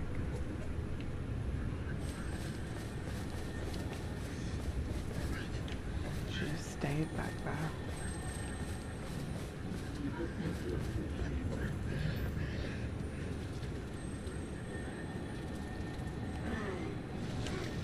Oh.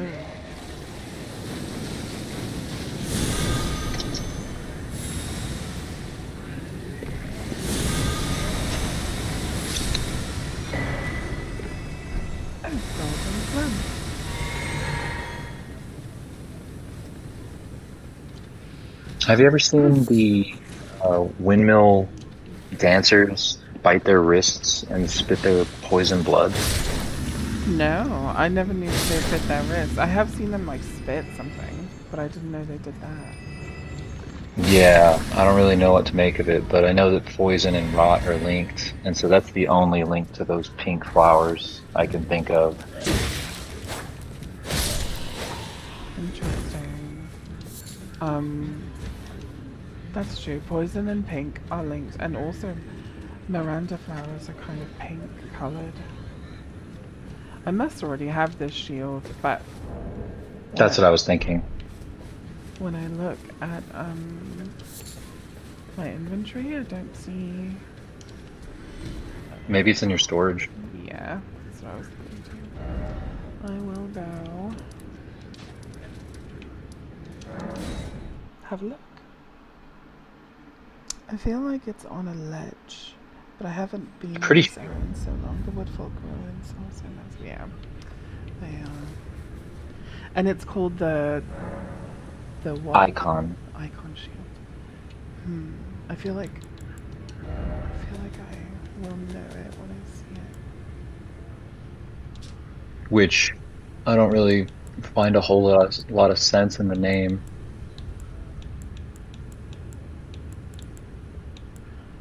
No. So it's definitely here. Just have to find it. Alright, let's have another look.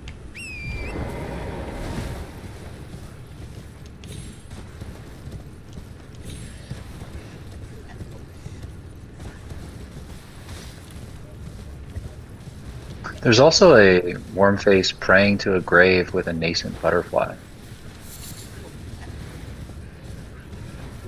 Really? Where did you see Somewhere that? in this forest.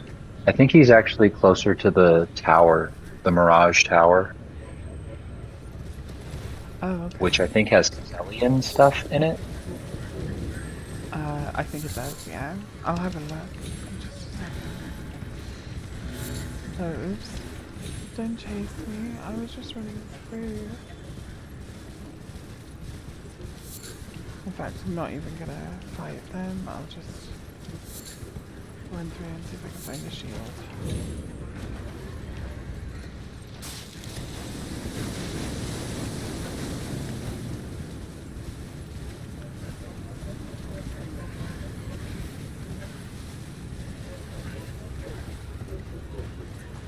I don't see anything to loot anywhere.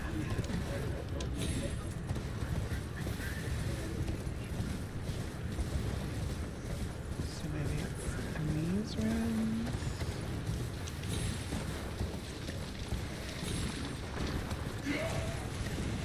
Don't see anything here either. And Amy said she felt like it was on a ledge.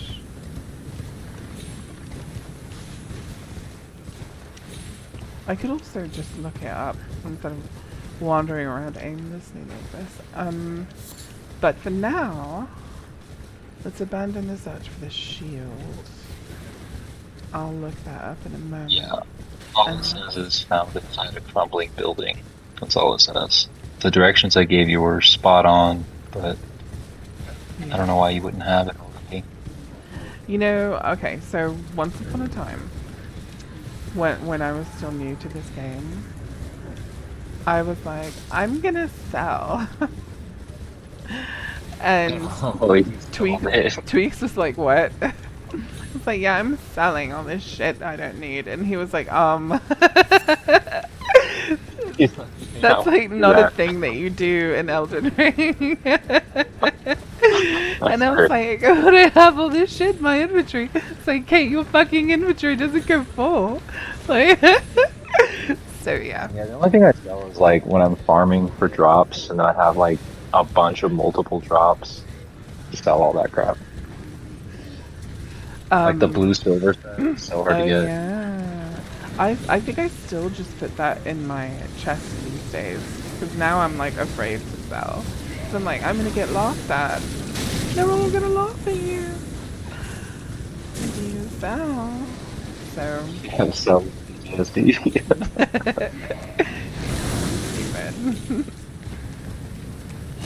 Okay, maybe it's down here? No, I think a spell is down here, yeah. They're never gonna let me leave.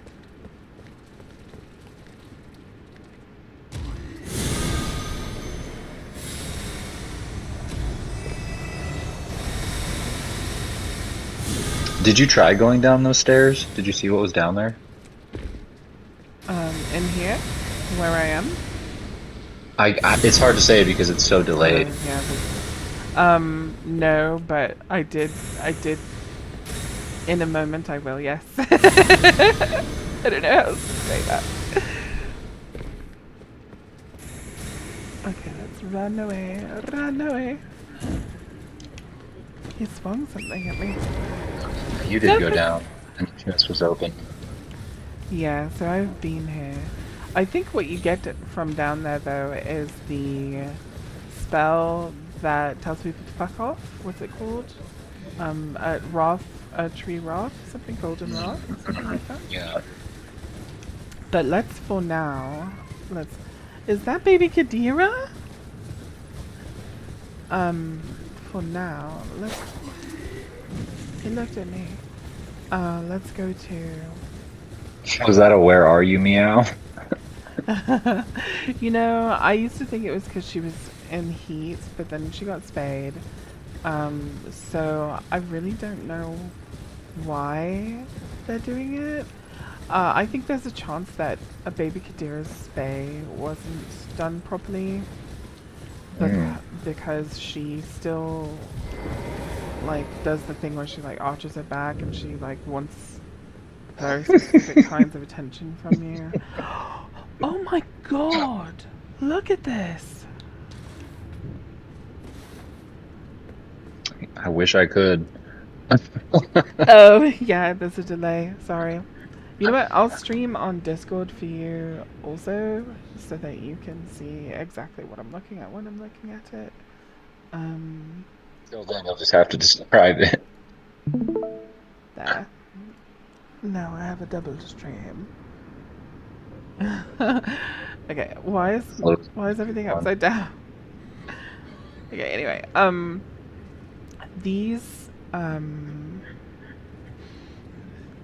these glintstones,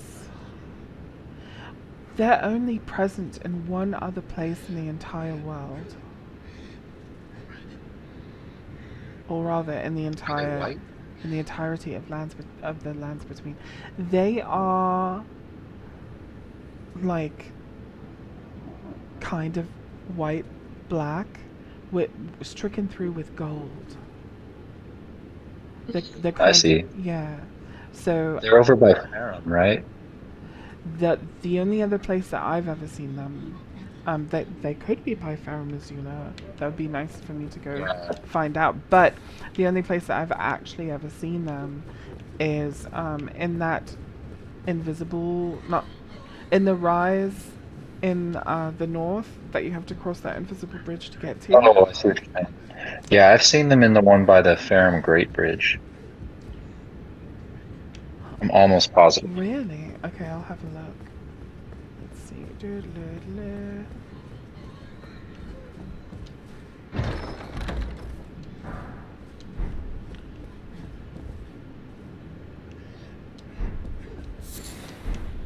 Slumbering egg. Alright, so, yeah, now we're on the gemstone hunt. So, let's go to Farum first. Whatever that tower is, I think it's Len's Rise. Yeah. I always said Lenny's, but I mean, you could pronounce Lenny! it. Mm-hmm. It could be Lene, it could be Lenny, it could be Lene, it could be Len.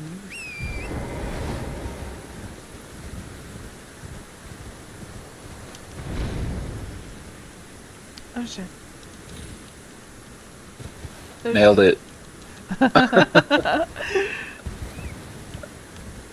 You know what? I didn't invite you to the voice chat to make fun of me. But I should have figured that would occur. Oh no! Did you see that I teleported? And I even had it that time. I had it that time. I think you need to go left, actually. What the fuck? Oh, you know what You I'm can gonna always do? try to go that way, too. Yeah, there's a different way to go up. It's much harder. So I think what I'm gonna do is just land on top and then do this. And now I'll go down. Oh, yeah. Yeah. I remember that. There we go. Okay. Let's have a good look. If I remember correctly, it's a wizard that's turned into a ball down here.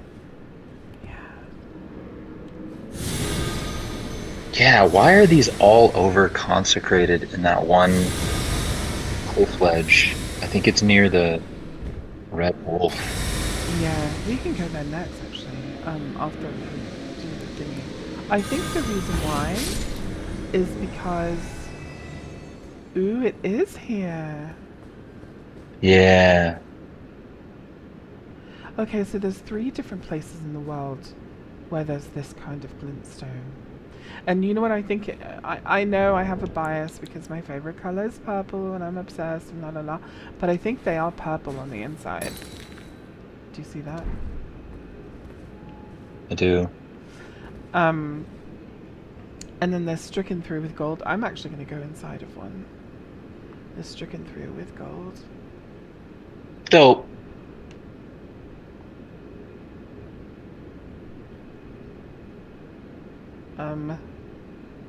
I guess you can't have like a good. Yeah. Trying to get past that clear layer. And Miyazaki's like, no, fuck you. Yeah. Strikes again. Yeah. He's such a bastard. But I love him. Alright, so what's really fascinating is this woman. She is everywhere that there's sorcery, and there's nothing really linking her to the Carians, except that she's also present in Carian Manor. Have you seen that secret room in Raya that has a bunch of those statues and coffins? Yes, I think I know what you're talking about. It's the one in the Church of the Cuckoo. Yeah. Yes, I have seen that room. I actually showed it to Scum. He had never seen it. And I was so happy. I was like, oh my gosh, but, but yeah, let's actually, it looks like, I don't know if well, no, we already know.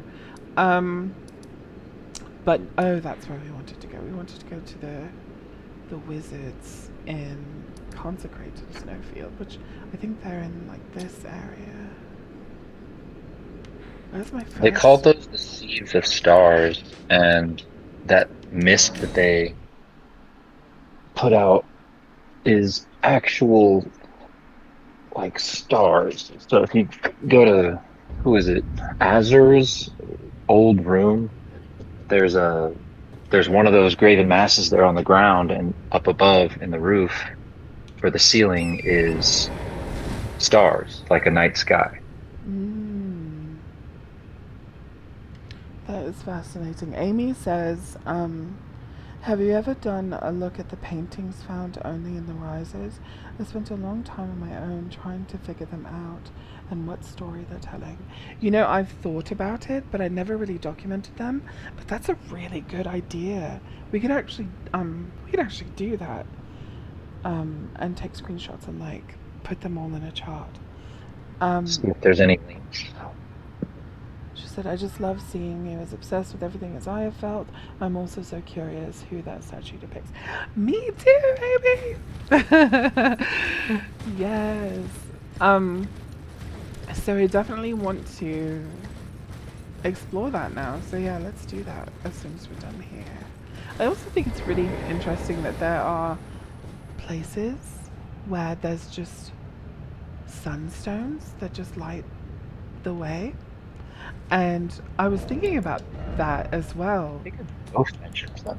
Is that the description of these stones says a ruin fragment, but the description of, for example, these versus the light stones. This is ruin fragment blessed with an incantation of the two fingers. It said that the Erdtree was once as warm as the gentle sun, and I fully believe that that's because it literally absorbed the sun.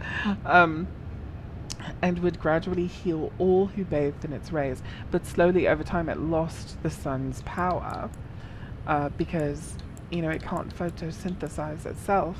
It says here, this polished ruin fragment shines brighter than rainbow stone, emits light from the location it is placed, illuminating surroundings. However, the effect is short-lived, and it lacks the diverse colors of rainbow stones.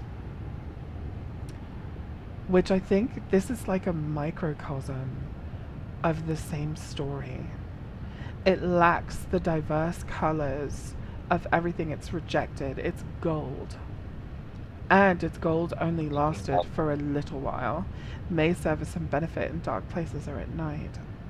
Like the stone represents the tree, the Erdtree. and the light represents the stolen sun. Yeah, something like that, yes. And the reason, you know, because it doesn't last, just like Marika's Age of Abundance didn't last because the Erdtree. You know what? I forgot how miserable this place is because of this fucking fog. Yeah, just go with the Shit. camp. It's gonna be hard to find them either way, though. You said They're on a cliff ledge. I know that. Okay, I'll just follow the waypoint. It's towards where the red wolf shows up. Oh, and he's, I think, up It's and to approaching my the right. rise, which makes sense, but there's just so many of them. There are tons of them, yeah. Here, I think there's some here.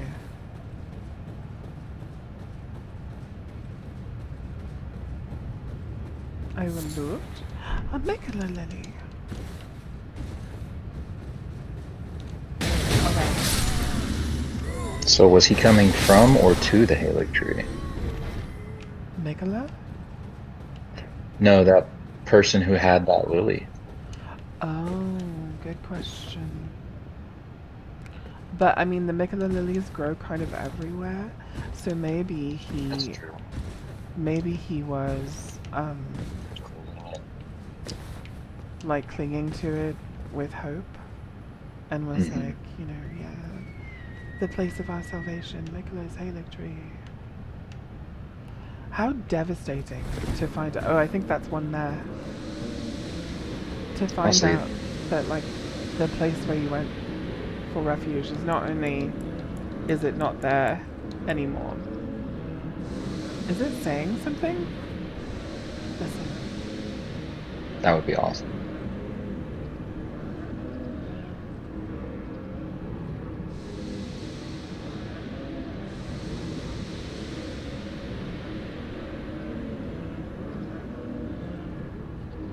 There's definitely voices, but they sound like sheep. Maybe because they can't move their mouths. I can't hear anything on my end.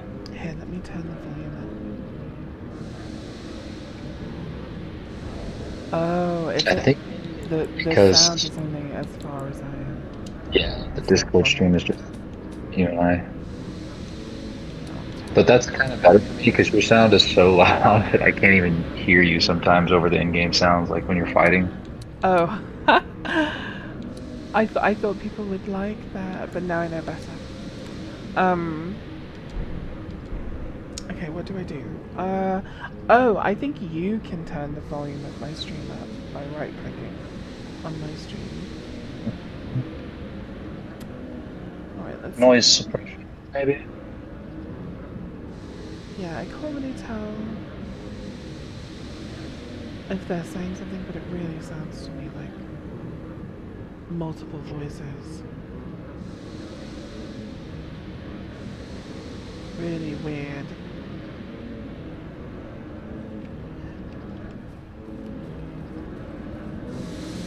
So there were a buttload of sorcerers up here, and they were probably primeval oriented. I think they were definitely studying the primeval current. And you know what my theory is on the primeval current, don't you? Mm-mm. Okay. Ooh.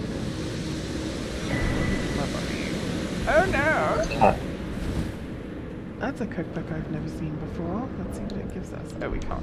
Because we're in combat. I think I'm actually going to leave this area. Because I don't want to get ganked. do you know what's in the rise? Did you already get it?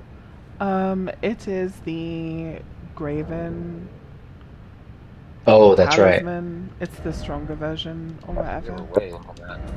You like the big boy talisman for it. Yeah, and I don't. It's the. Yeah. One of them is the Graven School, and the other one's just the. I forgot the. But yeah, it's basically this, Graven Mass. but for casters. And yeah, Graven Mass. And I don't have the summons, I don't think. Oh, I do. You just summon these guys, and they fight the imp, and that opens the door. You can also like hit them with Mikola's branch and make them fight each other if you don't have that spirit summon. And you can also, just for those of you that did not know this, you can also throw crystal darts at them, Oh, nice. and the crystal darts also cause them to fight each other. Here, let me summon these really quick. That might even be what I was thinking of, actually.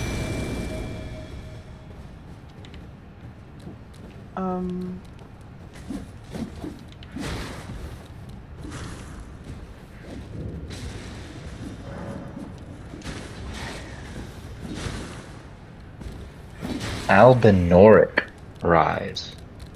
That's interesting. Oh.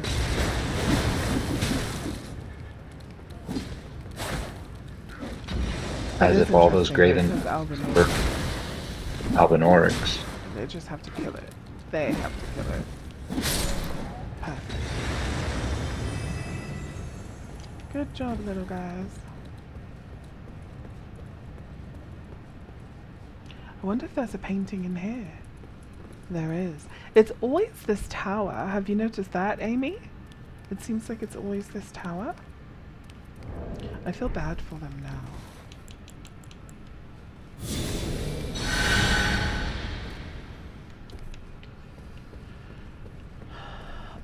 So which tower do you think that's supposed to be? The one in Liurnia, where the frenzy occurrence is?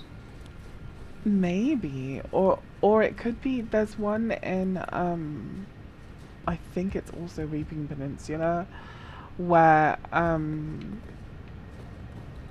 it's kind of broken off like that. But I mean, I don't know. Okay, I have it just to have it. In the one in Selen's office, you can actually climb to the top of it. But what's interesting about this one is you can see a face right here that isn't absorbed into the ball. Oh, and there's another one. Oh, nice. Which that's What's the weird. description on Blast?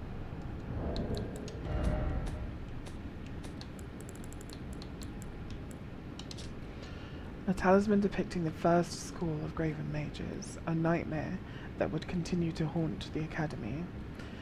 The primeval current is a forbidden tradition of glintstone sorcery. To those who cleave to its teachings, the act of collecting sorcerers to fashion them into seeds of stars is but another path of scientific inquiry. So this was the first?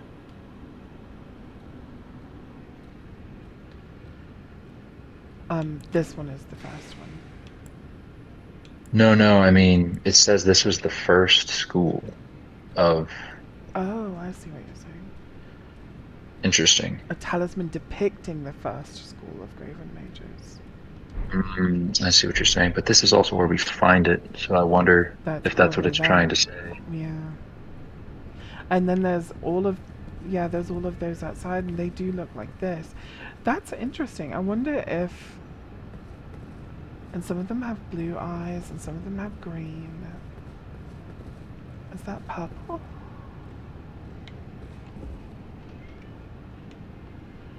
It is. And Albinorics are said to cast magic with their innate arcaneness.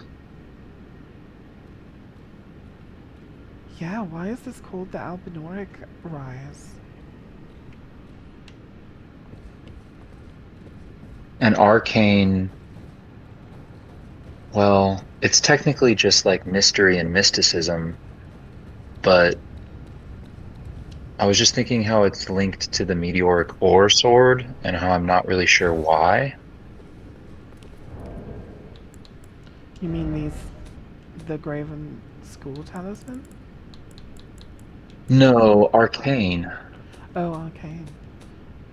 Yeah, because the meteoric ore sword is a meteor, and so the reason I think it has white lightning effect is because it was once a purple lightning effect, just like gravity, just like, you know, all the meteoric stuff.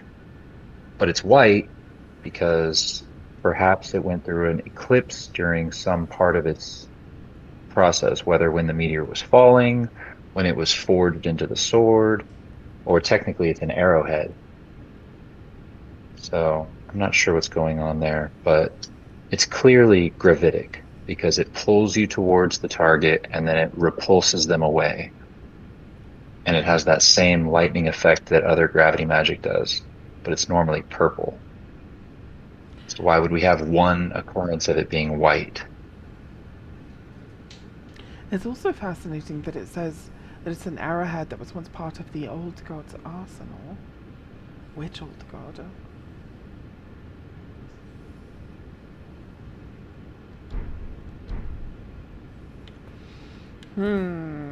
I've heard people say that the old gods it's referring to are the colossal giant skeletons we see, because it being an arrowhead kind of matches up with that size reference. Maybe, yeah.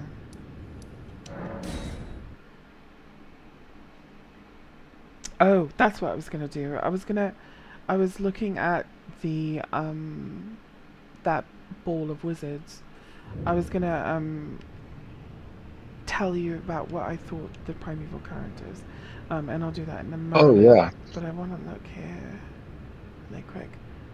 That looks like something broke into or out of this. Doesn't it? It's like gash marks. Hmm. Claw marks. Almost. But yeah, this place is so fucking cool. We'll come back to this. Because yeah, we've definitely seen this 100% on the Divine Towers. 100%. This thing right here. Exactly it. On the Divine Towers. So whomever built this also built the Divine Towers. And if you go down, it's clear that it's the Ra ruins. Because look. So it's this giant crucible, which is what this is. That's really cool looking. This giant crucible is from the time of the Ra. And it's funny because, you know... What would they have forged? Go ahead. What? What would they have forged? Inside of this? Maybe they forged the dragons themselves. Or maybe they, I mean, they were like an absolutely massive people. They were huge. So who knows what they were forging in here. Maybe that giant sword that we see in the head of the dragon in the DLC. Maybe they were forging. Or what if that's an arrow? Here, let's go have a... Well, now I'm queuing up too many different things to look at. So let's start with That's how I do. the primeval current. You need to keep me organized. Yeah. Alright, let's start with the primeval current. We'll go to... Actually, the debate parlor is where we should go, because there's a whole section of this, like, that leads to Selen's office that I haven't done on this character. Now I have an excuse to do it. Debate parlor? Is that where the moon is? It's where Yeah. that thing is. Oh, we can actually have a really good look at that now, can't we?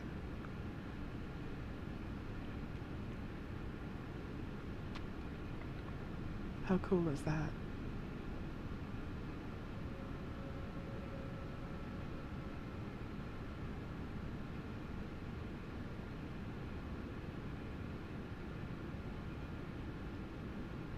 And it's really cool. I forget what those are called.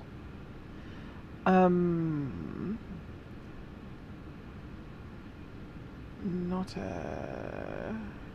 I definitely know somewhere in my brain, but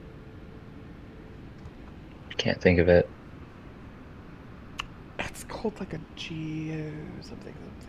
Let me look it up.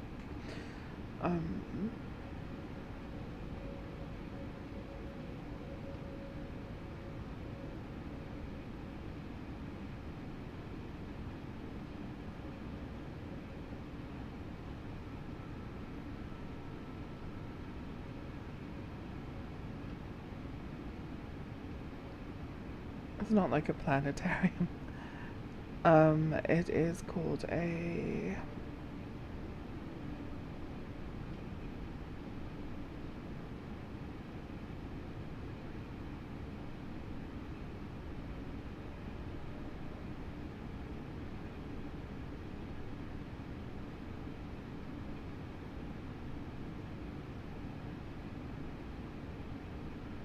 It's so hard to even look up what it's called.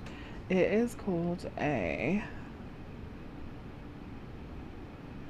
I mean, An if I could get orrery. GP2 to work on my Apple, It's called an orrery.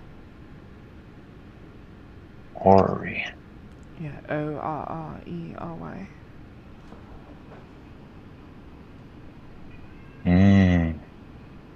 Those are cool. Oh. Those don't look like that though.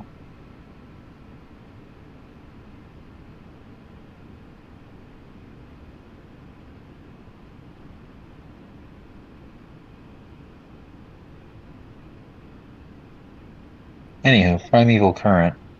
Yeah, sorry, no, I got distracted again because I had received 1,000 texts. But anyway, okay, so Primeval Currents, and we know now that like these people were turning themselves into weird globes from their exposure to the Primeval Current from studying it. What I wanted to do coming here is a couple of things. I wanted to compare the figures, the faces that we just saw in that globe to the ones in Sellen's office, because they say that was the first class of... Those paintings you were just looking at are those stone masks are modeled after. Yeah, but it can't be the same people if that was the first school of them, and now this is like a different group of people doing this or whatever. Do you see what I'm saying? What I'm trying to do is see if there is a difference. And I could probably look at the painting and try to figure it out, but by looking at the actual stone faces, you can tell if the stone faces are different. So that's what I'm doing here.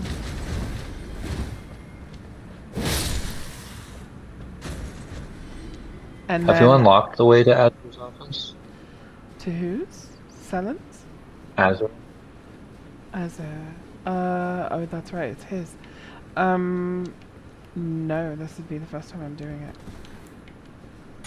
Okay. on this. Yeah, that's where I'm telling you it's that night sky in the ceiling. That's right, they do have that, don't they?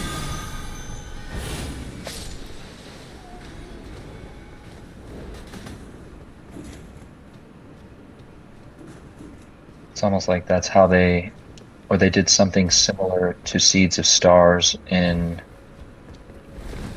the underground, where we see that night sky underground. And we also see something similar to Graven Masses with those statues, the messenger statues we were talking about.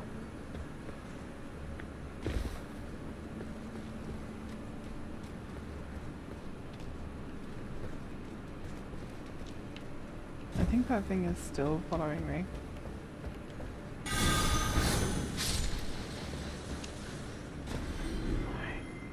You made it. I noticed, so I have never done this, but there's no key there. There's supposed to be a key there.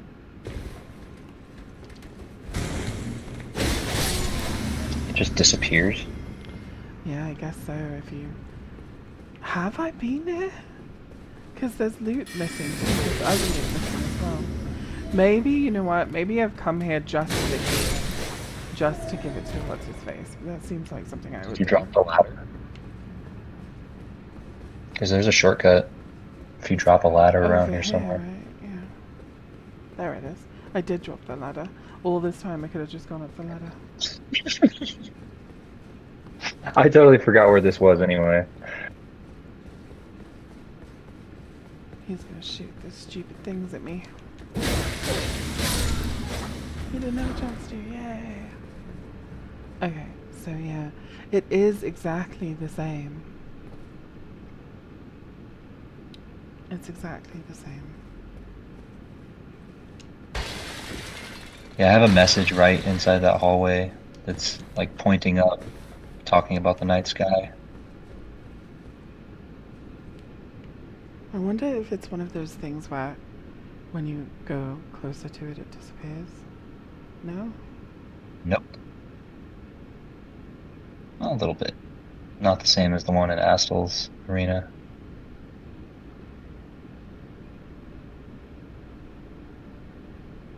You know how much it would suck to have been one of the birds that was in these cages? And then you're just forgotten about. Oh yeah. And the Rune of Death's gone, so you can't even die. Have you ever seen Dungeons and Dragons Honor Among Thieves? No.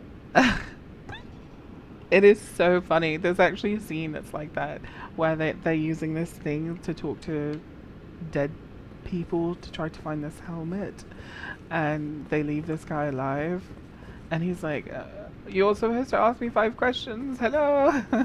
Sorry, okay, had to be there. It was very funny. Okay, so I wanted to walk everyone through the Primeval Current. Okay, so I'm gonna stream my desktop. Don't make fun of me. Don't like look my shit up or whatever. Just be decent people, for fuck's sake. Okay. Anyway, and don't look at the things that I'm looking up. Mind your business. Mind your business. Okay. So, the first thing I want to do, when we're talking about the Primeval Current, is talking about like oh god there's like research for Quelaag there and everything. Let's see. Elden Beast. What does it call? Okay, so So it flows. so if you're looking at the Elden Beast, you see this, right? And the Elden Beast is like some weird amorphous It's been streamed shape. on my end. I don't know if It's doing what on your end? is the stream paused. I don't know if it looks like that on YouTube or not. Are you watching I'm watching through Discord. Oh, I know why. Because I'm streaming. Okay, hold on one sec. I just wanted to make sure everyone on YouTube could see it. Yeah. I did switch it over properly for YouTube. I did not switch it over properly for you. So now you should be able to see. So when it comes to the Elden Beast, you're looking at this like amorphous blob, which looks kind of like what you could say this looks the most like easily and swiftly is that it looks like an amorphous dragon, and it, like an ancient dragon with wings and 5-fingered hands. Interestingly, though, And it wields a sword like a human. yes, but it also has like this weird dinosaur neck and head and all this other stuff, right? So going from there, looking at its anatomy, the golden lightning strands in the middle of it, that looked really familiar to me, and I was like, what is that? And I think it's the Laniakea supercluster. And the reason why this is important... I talked about before. Pardon? Can't remember where. I've heard this talked about before, and I can't remember where. So I've been talking about it for like a year, and then I noticed that Zully the Witch also had a thing where they were like, the Elden Beast kind of looks like its design was after this, and it shows you the Lania K supercluster, and then she started talking about something else. But this goes deeper than just, oh, this is what it looks like. The Lania K supercluster is fucking incredible because what this is a collection of stars that are on an anomalous gravitational current called the Great Attractor. And the reason why this is important, the Great Attractor, is because it's called the Great Attractor, right? Well, and we know that it is an anomalous gravitational current. If you put these words together, the greater will, the great attractor, the primeval current, the anomalous gravitational current, and what it's doing is, the reason why it looks like this, like these golden strands, these are all stars that are being pulled into that gravitational force. The really fascinating thing about this is that while the Lania K supercluster is very frequently pictured as being yellow light, because most of the stars in these galaxies, in this gravitational force, are yellow and red light. So from afar, it's most accurately depicted as yellow or gold. There is another supercluster directly next to and still on the same primeval current or gravitational anomalous current, the Great Attractor, called the Perseus Pisces supercluster, and I can't wait for you to see what it looks like. It's this one here. This is the Perseus Pisces supercluster, and it looks like... How do we even have visual models of these things? Because you can do... Okay, so the way that this kind of physics works is you can, as you start finding all these stars, you can map them in a 3D model, and then you can like scroll in and out of that 3D model. Does that make sense? It's wild. Yeah, it's a whole lot of science, it's a whole lot of math. I guess. But the color probably isn't super accurate. Well, that's the interesting thing, is that we can only perceive the color for the light that has arrived to our location upon perceiving it. So you're absolutely right. The color probably is not accurate. But the interesting thing is, if you are Miyazaki and you're writing a story and your Elden Beast looks like this and is golden light, and then you have this over here which looks like silver light. This is so fucking significant. I'm gonna show you something. Okay, I'm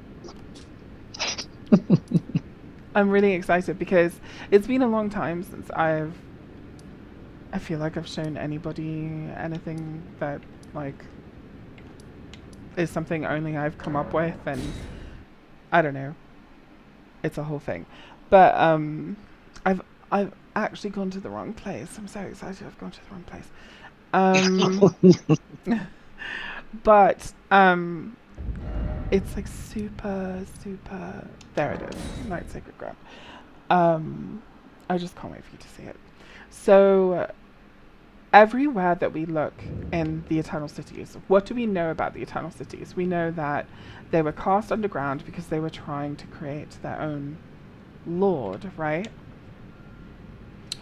Well, I mean, was that why though? Well, that's what it says. That's what's said in the Or lore. did that come later? It said in the lore that they were I'm cast still underground unclear for if trying it's- to create their own lord. Look what's on the back of Okay. their chairs.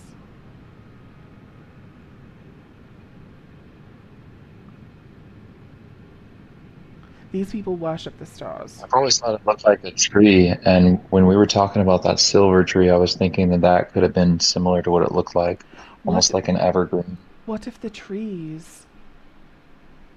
What if it's all connected? Because that's what that looks like to me. It looks like the Perseus Pisces supercluster. What if we're not thinking three-dimensionally, and this was written three-dimensionally. What if Marika is the Elden Beast, is the Erdtree, is the Elden Ring?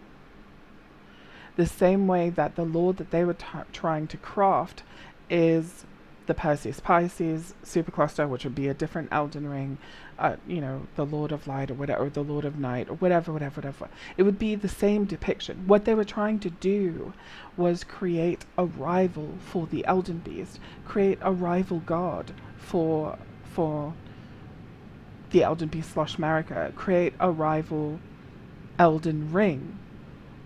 So I'm unclear. Do you think the primeval current is the, however you say it, Laniakea, or do you No. think it's the blue one? Neither. I think, okay, so the Laniakea supercluster and the Perseus Pisces supercluster are connected. Here, let me show you another picture that will make it make more sense.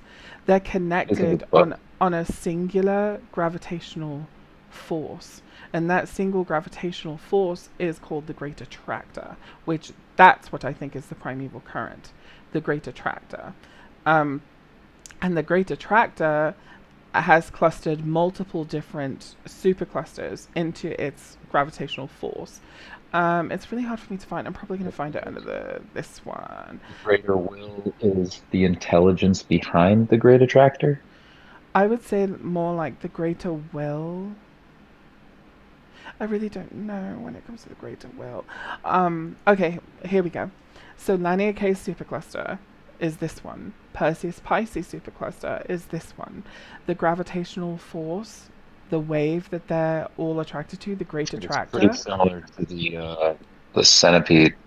Yes, and the Great Attractor that they're attached to is what keeps them constantly in like this wave of balance, like they're both attached to the same thing. So if you're writing a story where it's this versus this, but really they're all one thing, so if one thing dominates the other thing, it kind of destroys your reality, right?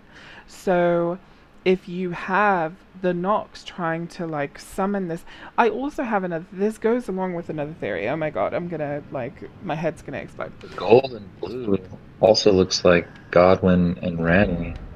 It does. And that's what I think this is. This is a story within a story within a story within a story. This thing representing this thing, representing this thing, representing this thing, but they're all the same thing. And what it boils down to is the supercluster, which is the thing that it's forbidden for you to have anything to do with it, blah, blah, blah, blah, blah. Let's go to the top of a divine tower so I can kind of explain this better. The forbidden nature of the primeval current is that, like, gazing into it is something beyond your comprehension. You can't grasp it, and it will drive you crazy, and it will also turn you into stone.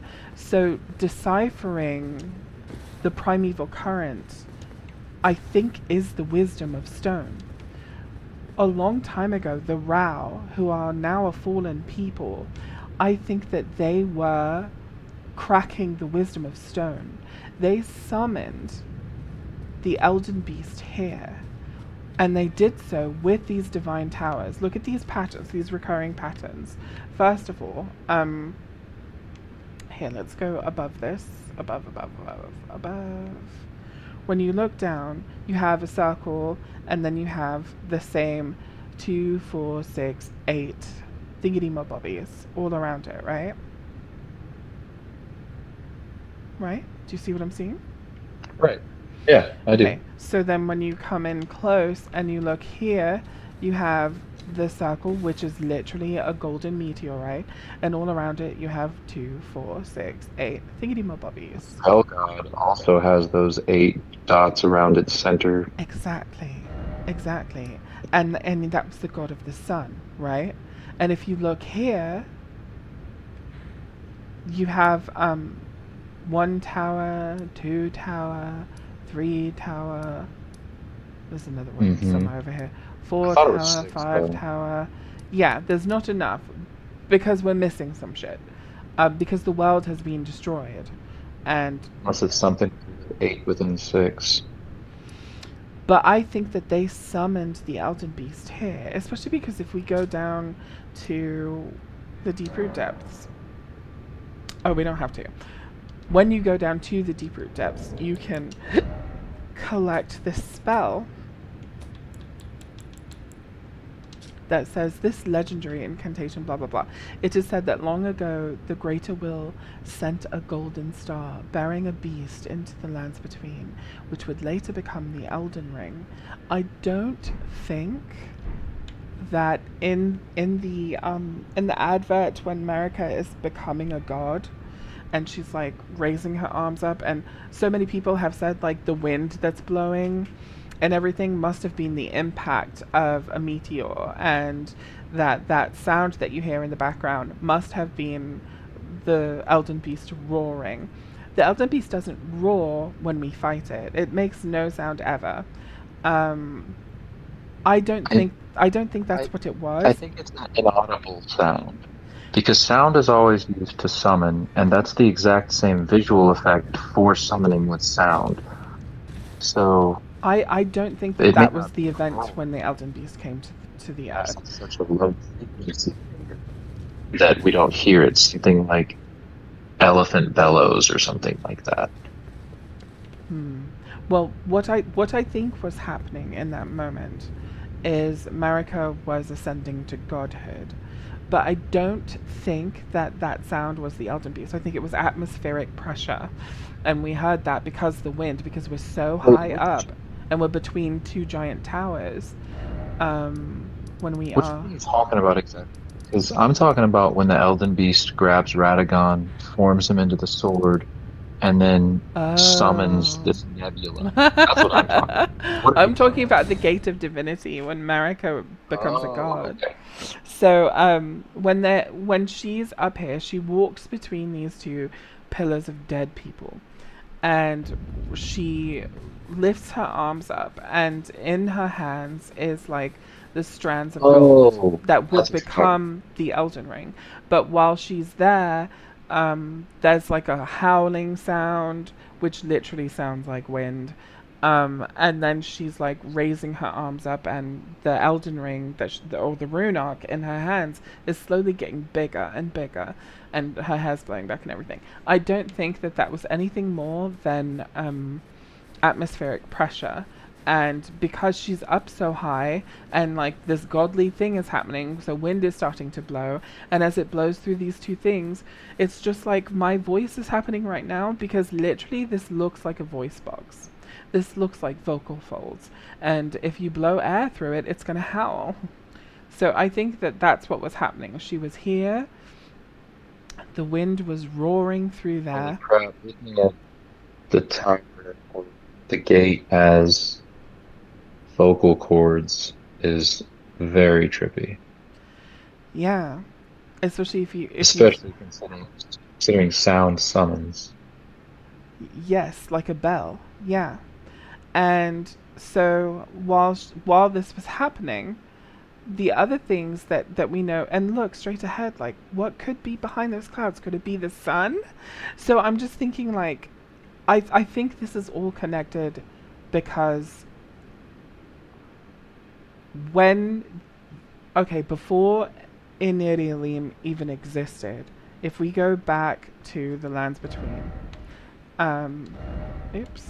if we go back to the Lands Between, and we're at the Divine Towers tell us a story of... Okay, first of all, they're called Divine Towers, so that means that they are divine. It also means that there's something significant about them that they were doing ritualistically here. If you look in the middle here of this rim, right now this all looks like ash or sand or dust or something like that. But if you look here and you look inside where that meteor is kept, it's the same things that are ringing that meteor. I think what's in the middle right here is a giant golden meteor. I think the reason why the Erdtree looks like it does, like why it has that like golden hue to it and stuff, is because we find the golden stars or whatever it's called, the Elden Beast incantation, this yeah, Elden Stars. we find Elden stars down there underneath the Erd Tree. We also find evidence of giant golden meteors all in this area, like multiples of them. There's one in a dungeon down here. There's one next. Although, it's important to keep in mind that what we find there isn't the physical Elden star, it is the incantation of Elden stars. It's true. But if you look way down here, I think that the meteor is way deeper in the earth, and that the Erd Tree is so big and so powerful and so everything that it is because its roots are touching that golden meteor. And here is some evidence that I have that backs it up, that backs this theory up. In the game, nowhere else in the game are minor Erd trees that look like this. This is the only place in the game where the bark of the minor Erd trees is glowing like this. There's what? These gold centipedes. Yes, which I think is supposed to make you think of the Laniakea supercluster, the Elden Beast. But I think it has something to do with the order that hunts those who live in death. yeah, I think it does. Where do you find them? There they are. They're crafting materials right there.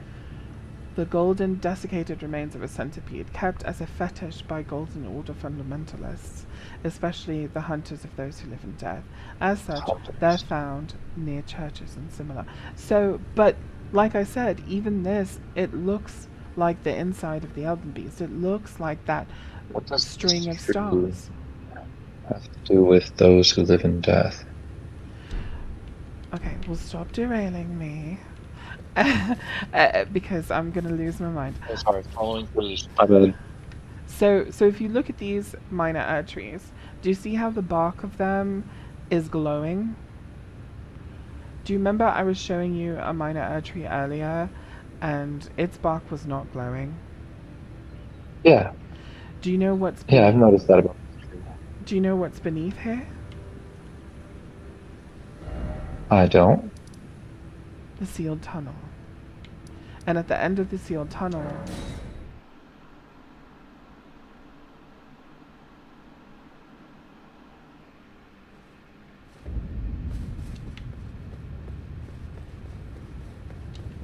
right up there is the church. It's right up there.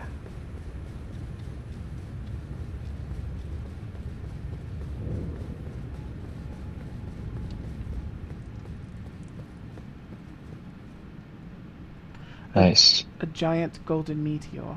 So I really think... Is that circle around it the same thing as Yes. at the top of?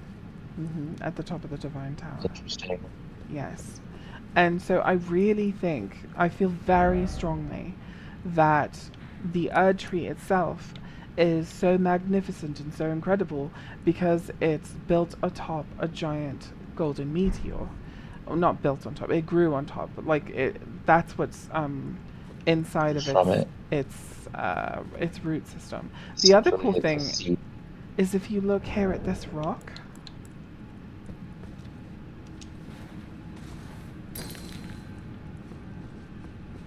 it's like blue and silver, and intertwined Isn't with that this. just like mining? Yeah, it's rock? those little mineral. Cracked stone. Yeah, the cracked crystals. But the reason why I think this is significant is because while that's cracked crystals and like a silver / grey ore, it's in and amongst this gold / regular ore. And what I think that How do these guys? These Pardon? guys who we find meteorites inside of. These statues. These?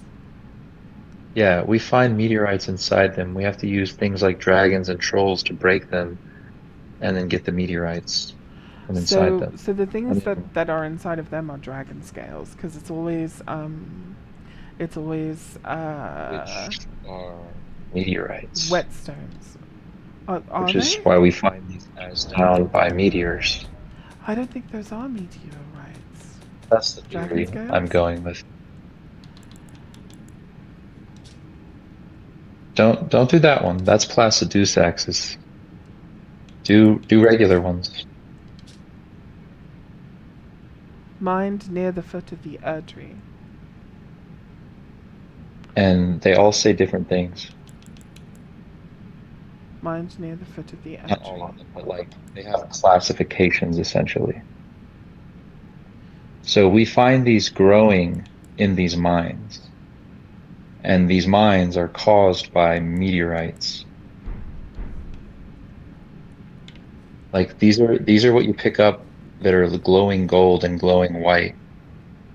Mm-hmm. That's those crystals within these and mines. they were inside of this. Yeah, I think they're meteorites, and yeah, they put them inside those statues.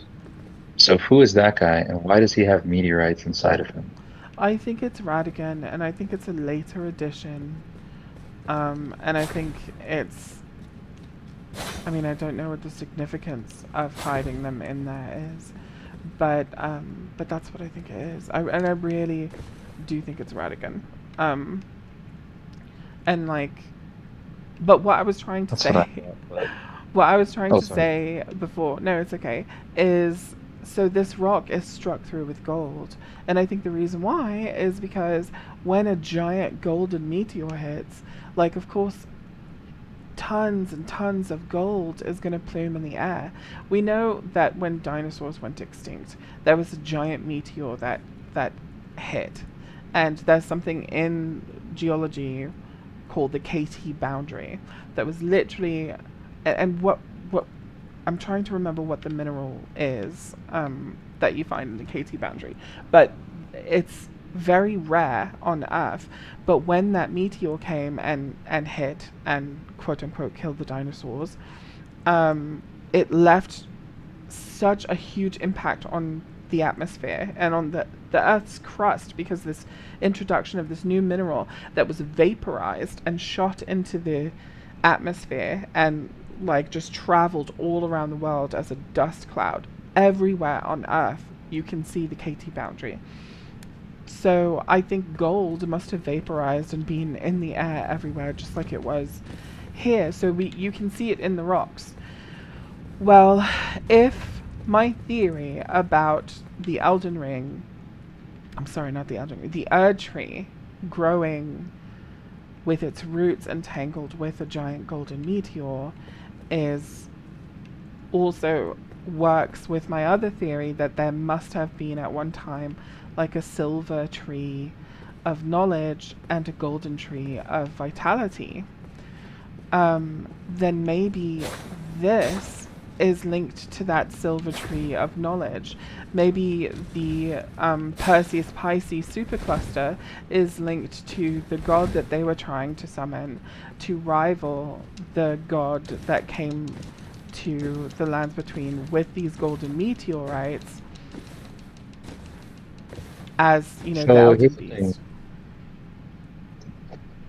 The Greater Will sends both the Golden Star and Astel.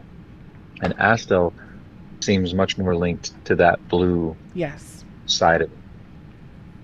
and So why Astel, would the Greater Will send opposing forces? because they're only opposing because of the let me see if I have it. They're only opposing because of the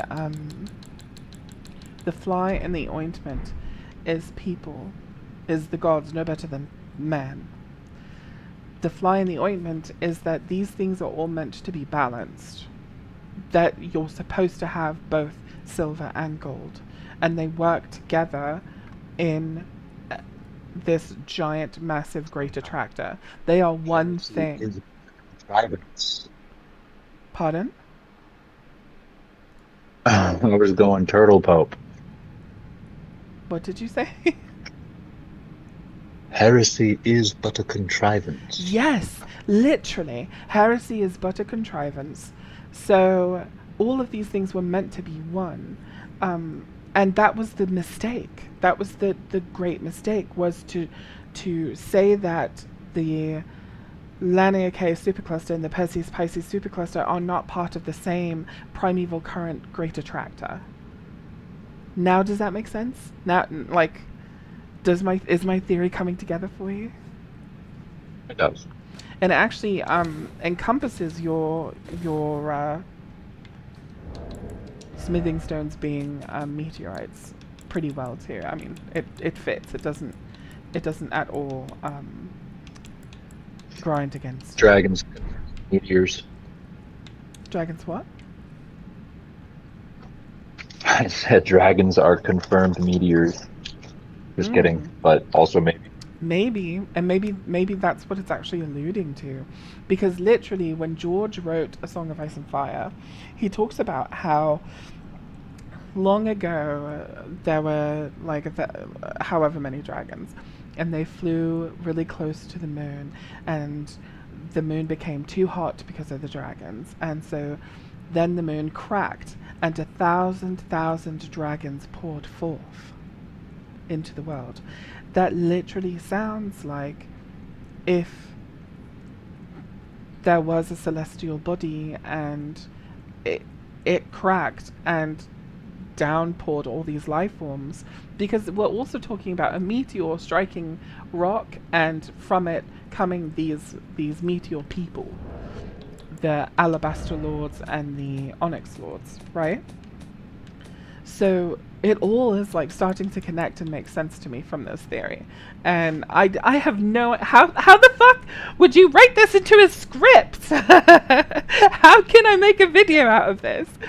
So, pardon? He's a madman. Yeah, yeah, exactly. So, you know, how am I supposed... But, you know, actually, I might clip my own stream and use it to sort out how to write a script on this, but I definitely want to release a video on it, because I think this is the hidden overarching story that people are like, what, they're grasping for it and they can't figure it out, but then there's so much underneath it that I'm trying, you know, I still don't know anything about. Like, I don't understand, you know, is the greater will, the great attractor, the primeval current, it's all the same thing? I think so. But, Just different expressions. well, I think they're different interpretations of the same thing. In the real world, we call it the great attractor. And upon the great attractor is both the Laniakea supercluster and the Perseus Pisces supercluster.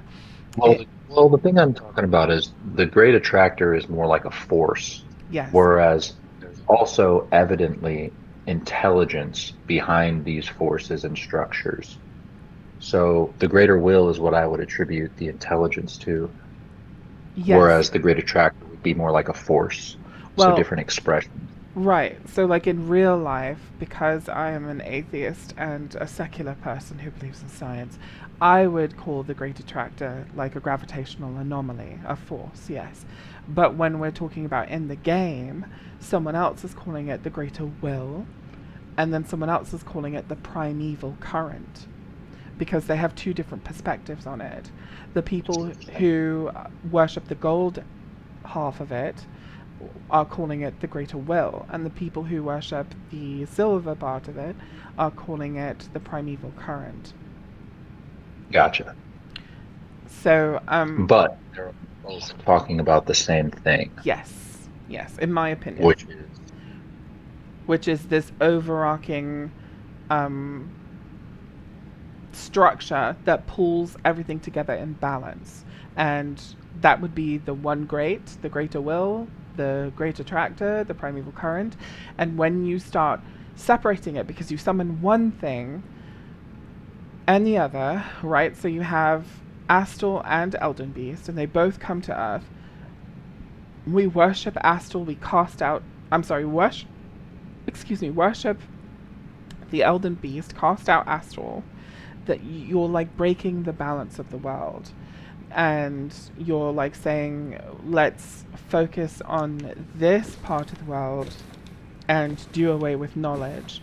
And then let's focus on life and do away with death. Let's focus on, you know, these are the problems with this world that are Well, the answer recurring. is to integrate the force and the intelligence. Yes. Yes, if we were if it was a perfect world, we would have all of this embrace the whole of it, which is what Mikola wants to do. And when you put gold and silver together, you get Electrum. And that's where I had this theory about what Mikola was trying to do was the colloidal electrum. Or colloidal electrum. Because if Too. Faith and intelligence. He was trying to integrate both sides. yes, he kind of was, but he was more trying to convert and dominate everything into the Golden Order. Because he doesn't cast sorceries. He could, but into the Greater Will, he what do you call it? He assimilated the silver into gold Nicola instead doesn't of cast sorceries. right, but I think the difference is that when Mikola is talking about embracing the whole of it, also just look at the okay. Remember that we're talking about unalloyed gold versus regular gold. And Radagon is firmly in the regular gold camp, right? Mikola's in the not regular gold camp. If we look at the incantations themselves, here's Mikola's. What does this look like to you? It looks like silver gold light. It has both silver and gold in it. What does... I think I took all of the Golden Order stuff off of my hotbar. But what does this look like to you? It looks much more alloyed. It's much more like yellow gold with red in it. Wouldn't Electrum be an alloy, though? Electrum is an alloy of silver and gold, but that's where my theory goes into, because Because if it's unalloyed gold, that means it's pure gold. yes, but he goes with unalloyed gold, pure gold, and then he learns that is an error in his ways and embraces the whole of it and goes Electrum. And the reason why this is like a theory that I'm going with is because before the game came out, Mikola's lilies weren't called whatever color they're called now. Mikola Lily pre-release. Yeah, I know Electrum used to be in the game. Yeah, they were calling it these Electrum lilies, an Electrum water lily modified through magic by Mikola herself. So if you look at those lilies now, what do they say?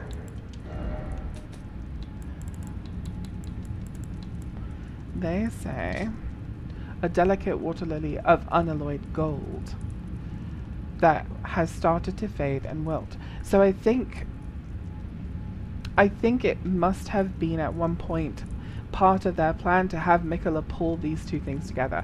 Either my theory is based off of remnants of things that they left in the game that we were supposed to conjoin to figure this out, or that is the case.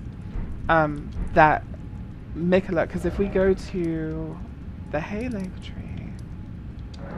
It also seems notable that they're water lilies. they are water lilies.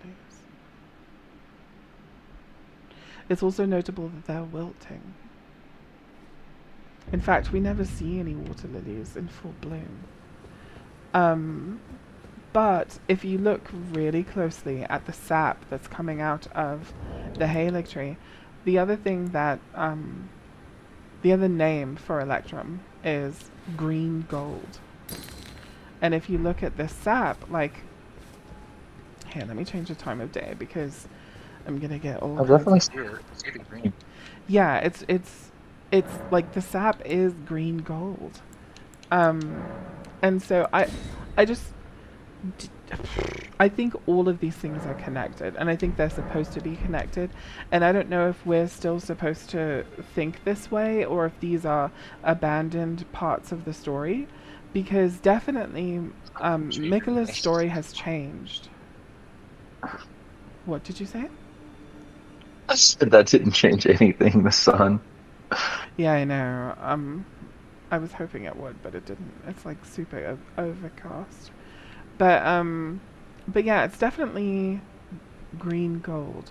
So anyway, that's where these theories arose, and that's where like I was piecing all these things together, thinking that, well, this is like the ultimate, like, where the imbalance was, and Mikola's like trying to piece things all back together and la la la la la. But I think they ended up abandoning that and going with a different storyline for Mikola. But because the other cool thing about it is if you look at, for example, the bewitching branches, which I only have 4 left. When you use a bewitching branch, the sigil that goes over your head. Here, I'm just going to use it so you can see it. It's like gold, but it's not the same gold as that. It's like a darker gold, right? And this I've already linked back to, like, it's also pink. And the only time we see pink magic in the game, aside from the rot with, what's her face? Romina. The only other time we see pink in the game, in fact, before her, I crafted this theory before she existed. The only place you see pink in the game is when you're looking at the eyes of the ants in the Nox cities, and you see that they have been... I think that's like a unique color. I think it's like magenta between pink and purple. We'll have a closer look right now, but I've looked at it like a million times, and I'm fairly certain it's just pink. And the other thing, yeah, it's straight pink. And the other thing about that is when you have the fingers cast that spell that they cast on you, it also does mental magic, which is the same thing that they have cast on this ant right now. It's mental magic. And it's pink, and it's a big ball that, like, stuns you. When you use Mikola's bewitching branch, it's pink. And this is all stuff like that, and do you see this pillar here? I don't know, because one is controlling your body, the other's controlling your mind. Well, I think that the way that it's controlling your body is by controlling your mind. I've never seen this before. If you really want someone to be perfectly still, have you ever watched or seen, like, or read any X-Men content? I mean, I have experienced sleep paralysis, so you don't gotta tell me. Yeah, so there's that too. But like Professor X, like one of his most powerful abilities is that he can like freeze everyone, and it's not because he's telekinetic. He doesn't have telekinesis. He has telepathy, and the reason he's able to freeze everyone is because he has control over their minds. When you have control over someone's mind, you have control over their body. If they have control over this ant's mind to enslave it, they are now controlling its body. It's their mount. The finger does the same thing. It like freezes you, and you're stunned and you can't do anything. And then with Mikola's... Wow, I just now thought of cordyceps and how they control ants. What? Have you ever seen those mushrooms? Cordyceps, and how they control ants? Mm-hmm, mm-hmm. Yes, and they make them go into their colony into like the highest point, and then they plume out their spores and infect the whole colony. The interesting part is that they don't go to the brain, so it's the opposite of what you're saying. They control the body like a puppet rather than controlling signals from the brain. They grow everywhere throughout the body except the brain. I agree with you, Amy. So it's almost like they leave the mind intact. Yeah. And I think that someone was trying to link all of that kind of stuff to things happening in Elden Ring, and I don't see how you can. But I think they were saying something like, I don't know, the Elden tree, the tree is a mushroom or whatever, and it's just not. But I don't know about a tree, I never noticed but this before. the finger ruins do seem to be like it's possible that they're a type of fungus. I think I'm Yeah, pretty sure there's even an item that goes by them that is a hallucinogenic fungus, and it looks like fingers. yeah, there is. It's called. I think it's literally called the mimic fingers or something like that. Oh, weird. I guess I don't have any, but that's what they're called. They're called like finger mimics or something like that. And they are a fungi. It says. I guess I just don't have any. But anyway, back to what I was saying. So if you look at like this pattern in the wall, in the pillar here, and then we go all the way back to Miquella's Haligtree again, this once again links that there's like, so Miquella arose, he was born and raised, in my opinion, in the time of the Eternal Cities, when the Eternal Cities were still like an operable power in the world. And the reason why I think that is because the architecture of his Haligtree is very Eternal Cities. His Haligtree. All of the rest of his stuff, like when you go down into Elfire, it's much older, and so it's not quite, it doesn't have any Nox influence in it at all. But when Miquella's Haligtree was built, it's very much giving the Eternal You think Cities. that's Godwin? This statue? At that statue? I Mhm. always did used to think that. Godwin's also connected to Eternal Cities as well. He is, and I did always used to think that. I'm confused now because there is another streamer. I can't. He's so small. I subscribed to him and I liked it and everything, and I left comments, but I can't find it anywhere now. And every time I search for it, I just get lost. But there's a small streamer who somehow is able to look at assets and look at the names of the assets. And when he looked at this asset, he said that the name of it is Melania Sheltering Miquella and Centrina. So this statue Interesting. is literally Melania. But the thing about that, at least according to the name of the asset, but they may have decided to change that, and that may be why there's so much confusion around it, because this would be the only time we see a depiction of Centrina in the game, or at least outside of the torch, and maybe the palm, Also the strange like that they would handle. be both in physical form Yeah, like at the same time. I don't know. and not connected. They're Why like, did you turn into a flower? but we do know that the other thing that makes it hard to like connect that is that here we have Miquella and Melania being roughly the same age here. And while that does kind of look like her, Well, that one's way more apparent with the missing arm. yeah, that's the thing that I was getting at.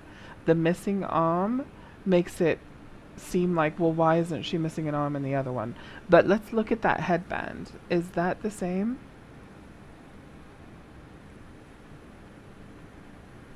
But also the headband could be of a lineage, so that isn't concrete either. It's true, and it's not the same. So I really don't know. I'm still just as confused about it as I ever was. It's really hard to tell who this is. Well, not who this one is, but who that one is. Because I never would have guessed Melania. I never in a million years would have said, maybe it's Melania. I don't know. Are these the same? I have to keep going back and forth because I'm. Take screenshots, you goober. I know, but shut up. They are the same. They're the same thing. So, maybe it is. Maybe it is Melania. Also, look at the hair. So this hair is just flowing and wavy. It's just strange that Melania would have a missing arm here and then And not over in there. the other one. Yeah. Yeah. I think, okay, so right before the game released, they did a sweep, like a massive sweep of changing story and deleting items from the Doing game. with her left arm. This? She's holding her Yeah. cloak. She's holding her cloak out to shelter them. I think she's in the. It's like a motion freeze, because what she's about to do is wrap her cloak around both of them. I see what you're saying. All of the statues of Nicola and Melania are all always heartbroken looking. Like they don't look like they're just loving each other. Nicola looks heartbroken, frightened. If that's even Nicola. That Yeah, might what be is she Centrina. sheltering him from?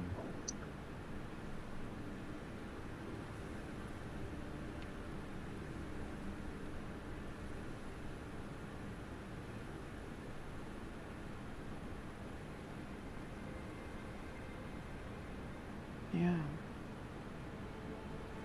I guess she only turned to the flower form once she was down in the putrescence. My theory on that is, have you heard my theory? I think I've already said my theory. I don't know if you've heard it. Nope.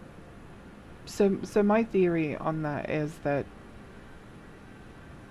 Newman are plant people. They, and specifically they're like tree people. What makes an Empyrean is that they are capable of, yes, like, you know, that they are descended from one god or whatever. That could be the case, it could not be the case, I don't know, I don't care. But I think what makes an Empyrean an Empyrean is that they are, like, capable of being a vessel for the Elden Ring. What makes you capable of that? Well, when it comes to Marika,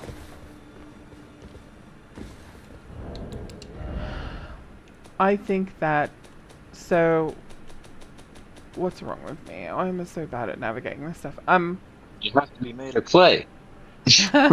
Basically, yes. When it comes to these great runes here, these are all aspects of the Elden Ring, right?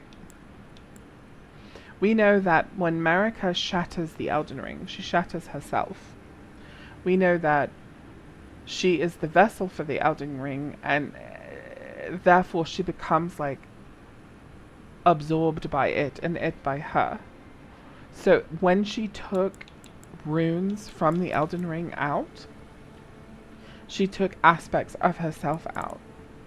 And I think that that's what each of these are. And this Godric's Great Rune, he may have claimed it by some other means. It might be Ronnie's Great Rune, it might be Godwin's Great Rune, it might be someone else's Great Rune that he obtained through some other means. If you look at it, I think it looks like a bunch of different moons from different perspectives, so I kind of think it's Ronnie's Great Rune, because she said she dispensed with her Great Rune altogether. This goes into what I was thinking earlier when we were talking about the Divine Towers and 6 within 8. Well, it's actually 6 within 9, and this would be the 3 within the 6. And 369 goes into, like, Tesla's theories on the universe and shit like that. I don't really know how to put that into words yet, but it was coming up early.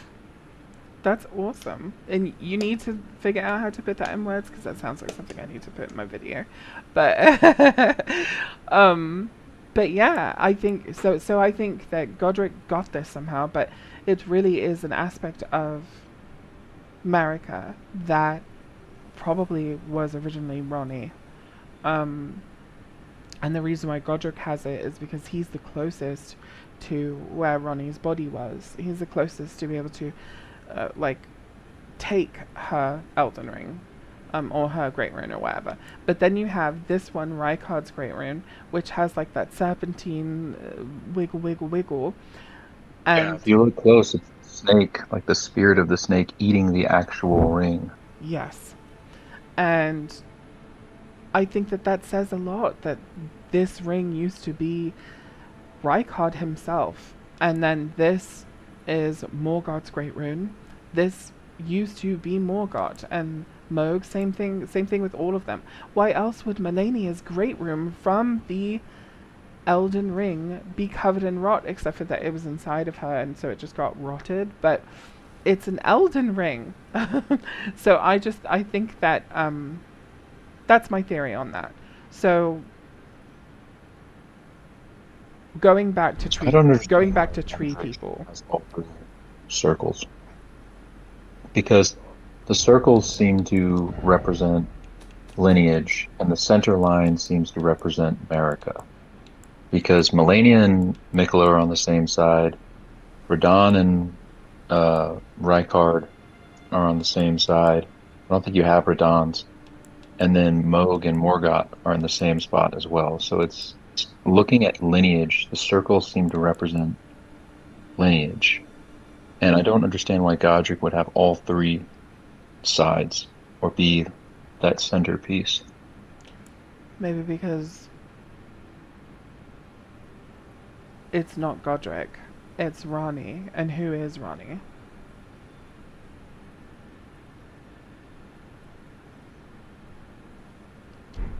And Ranni would be on the side of Rykard and Radahn. No. And do you know why I think that? Because I don't think that Ranni is the same thing as Rykard and Radahn. I think that Ranni is an amalgamation.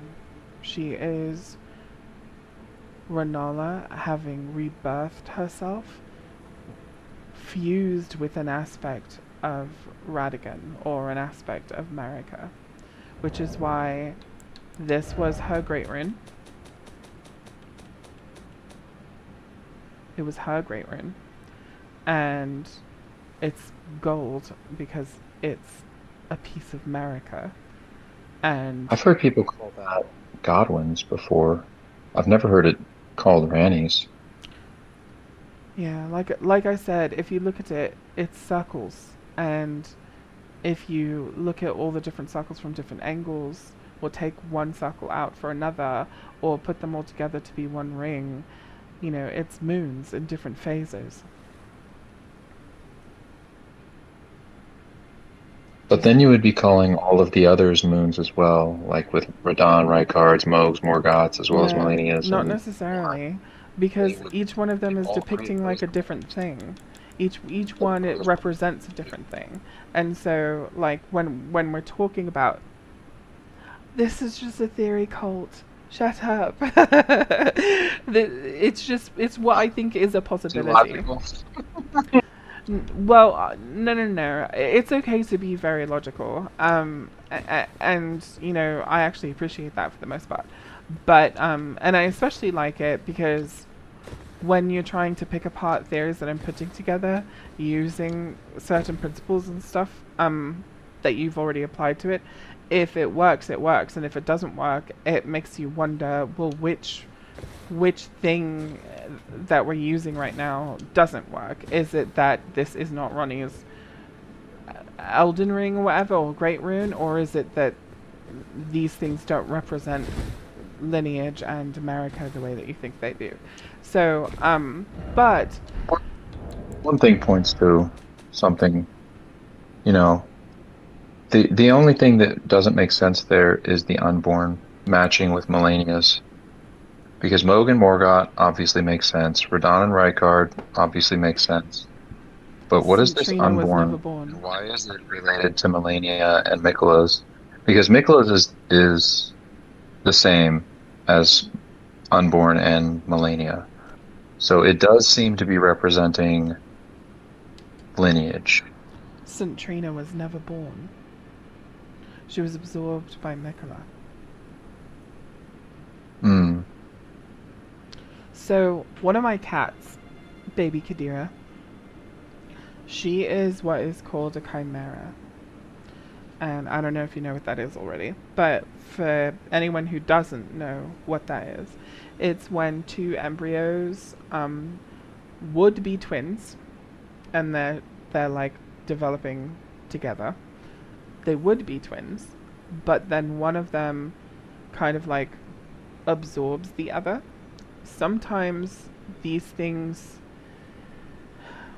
can look different ways. And some scientists have said things like, this is the kind of thing that can result in mutations like,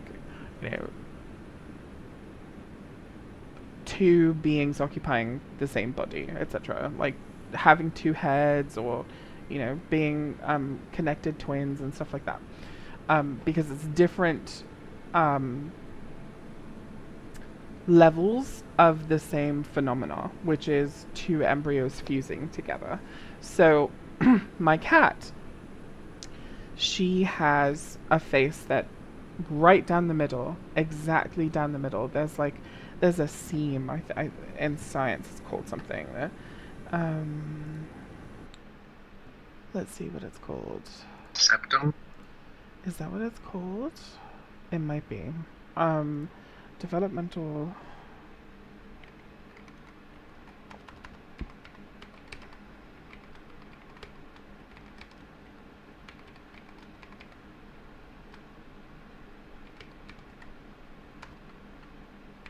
Just try developmental septum. Is that what it's called?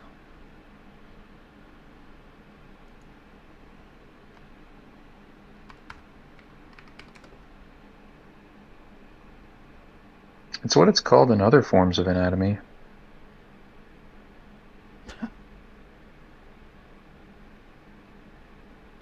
Okay.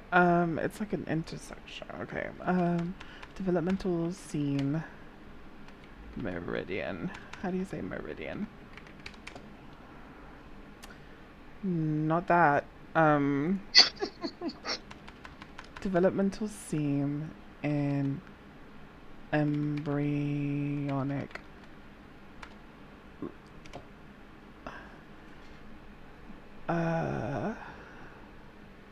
It's the same thing that like, and you can end up with like a hair lip and all this kind of stuff because of it.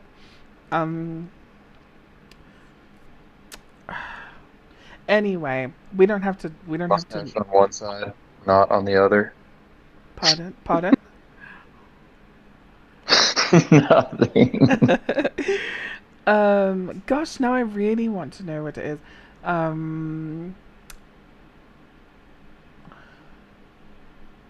Okay. Here, you don't worry about it. I'll ask GPT. GPT will know. Okay, go ahead. Do it. Different sides of.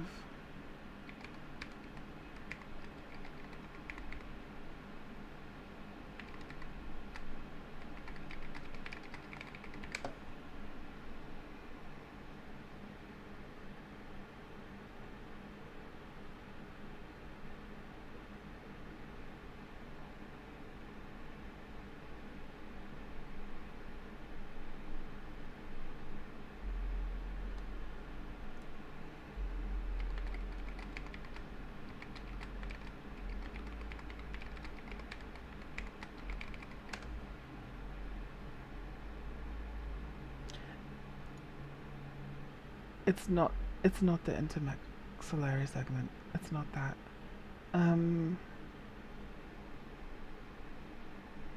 But the line that. GPT just said the midline. Okay, maybe it's literally just called the midline then, I guess. But yeah, it's this line here. Sometimes when an embryo is in development and it's fused with another, you can literally have twins that like are one whole side of one singular thing. And they can develop fully that way. And pardon? The median plane. Yes, and they can develop fully that way and be like a singular organism with, you know, one of everything required to live and la la la la. And so what ends up happening is my cat on one side of her face, she is yellow orange with black stripes. I'm sorry, no. On one side of her face, she is yellow orange with orange stripes. On the other side of her face, she is like a copper color, like What about a like brown the copper color. consciousness? Is she like Yeah, bipolar in some way, or like that's a thing that I don't know. Because with a cat, you know, I can't pick her mind apart. But yeah? her personality is very I consistent, though. noticed behavior. Oh, okay. So her personality is very like, she's a spoiled princess and she So gets not so much jealous and wants split as attention. integrated. Pardon? Not so much split as integrated in terms of the consciousness. Yeah, Well, the physical yeah, split, yeah. But perhaps not the same as. with her mind, she really is like, and it could be at, you know, like that the the two beings are so well fused into one that they don't recognize themselves as two separate beings. You know, because we Mhm. have contradicting thoughts all the time. So, you know, maybe they are having contradicting feelings and thoughts and everything all the time too, and she just doesn't see it as unusual.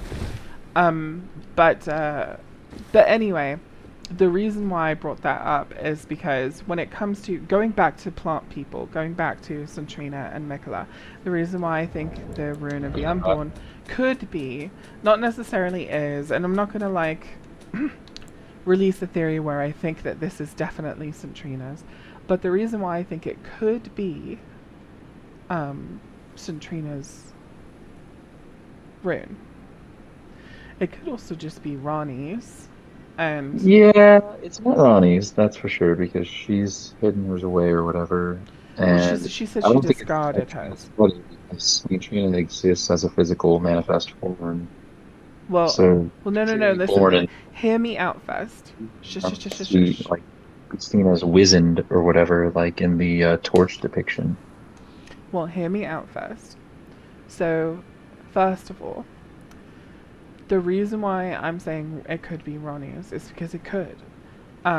And the way that it could be Ronnie's is, so what we know about the Carrions and everybody and everything and blah blah blah blah blah is that they're very secretive and all this, that, and the other, blah blah blah. Spirits are coming out of people's bodies through gemstones and all kinds of weird shit is happening. When we go and see Renala, we see Renala like broken. She's a broken woman, and I don't think that a woman that could single-handedly, with just 12 knights, hold back the Golden Host is gonna be broken because her husband left her. I think that that's a big part of why she's broken, but I think she's also broken because Ronnie killed herself. She's broken because Radon, If Randy's not her daughter, why would she be heartbroken? because And if Randy's not her daughter, then why would she care about stop. I'm getting there. You are so impossible. But okay, so so Ronnie. Oh god, I'm scrambled now. Okay, anyway. So Ronnie. Okay, no, it's okay. So when we see Renala and we see her broken and everything like that, la la la la la. Ronnie is dead.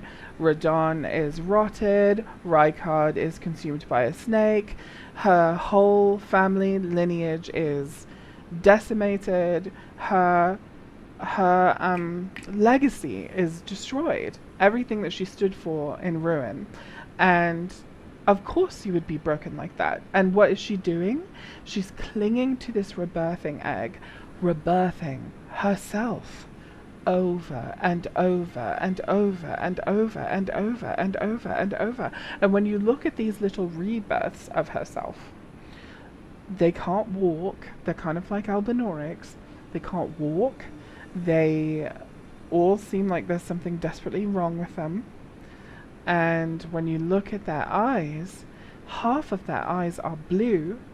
And it's not heterochromia. It's not one eye is blue and one eye is gold. Half of each eye is blue and the other half of each eye is gold. So what I think happened is, just like I've been saying, these runes are pieces of Marika. They are a part of Marika, right? So if you use a part of Marika to create another being that's also half of you, then that being that you created is half you, half Marika. It's part you, part Marika. So when Renala rebirths herself using that egg, she's creating a being who is part her, part Marika, and essentially part her, part Marika, part Radagon. Because Radagon is Marika and Marika is Radagon. So if you were to do the same thing with Miquella, the same occurrence would happen. It would be part you, part Miquella, part Centrina. So that's how that works. That's how it's possible. And the reason why I'm saying it could be that this is the Great Rune of the Unborn is because Ronnie doesn't say she hid her rune away. She says she discarded it. So if she discarded her rune, the Great Rune of the Unborn is that, like, Renala is trying desperately to rebirth Ronnie by rebirthing herself over and over and over, trying to achieve Ronnie. And so therefore Ronnie is unborn. Why did Radagon give Renala Ranni's Great Rune? Maybe so that she could use it to rebirth Ronnie. But it's not working. clearly it's not possible, and clearly it's driven her mad. Yeah. Maybe that's what's intended, to take someone as powerful as Renala off the table. So, but who knows why? Who knows why? All I'm saying is that all of this makes a lot of sense to me, and maybe Renala, maybe there's more to the connection between the Nox and the Carians than we're able to understand, because there's obviously a connection between the Carians and the Albinaurics. There's obviously a connection between the Carians and the Nox. There's obviously a connection between the Nox and the Newman. There's obviously a connection between the Newman, the Nox, Marika, Melina, and like all of the demigods, etc. And then the connection between the Great Runes being pieces of the Elden Ring. Just like I said, like, nothing that I've said on the way that I'm looking at it, in my opinion, is something that doesn't work. The most kind of out there things that don't really connect 100%, like, and I'm just kind of grasping at straws and just guessing and coming up with answers for it, is these two runes. But still, like, I still think what I think. And I don't think they're... So if each circle is representing someone, so the center line is Marika, and each circle would be representing whoever Marika, can you go back up to them, would be representing who Marika had those children with. So the center line with Morgott and Mohg, that circle... Where did you get that idea from? Because look how they are. Morgott and Mohg are down the center line. That's the center circle. So they are from Godfrey. So that circle would be Godfrey. Whoa. Hold on. Unborn, and Miquella's, those are the left side circle. So that would be Radagon. So the reason why you're drawing the parallel between the line through the center being Godfrey and the line on the side being Radagon is because there's a consistency That's Yeah, the that's circle the on the consistency left between them.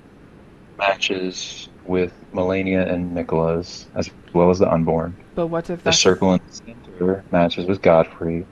And then the Radon and Rykard one, where the circle on the right, since the line is on the left, okay? But that this would be one doesn't Radon. have a line at all, Exactly. right? So That's what's very confusing about Godric's Great Rune in general. right. So then why is that theory where the line is present? Why is that more grounded for you than my theory that this represents moons? Because it's just as detached from these as I just don't see how that. moons would correlate with And I don't see how a anyone line other would than correlate Rykard with and Radon. the paternity of the person who originated that Elden Ring. No. The ring would be the paternity. The line is maternity. That would be Marika. I thought you said the line is the paternity because the line in the The middle is ring. Godfrey, the line on the side is Radagon. The ring is who Marika joined with.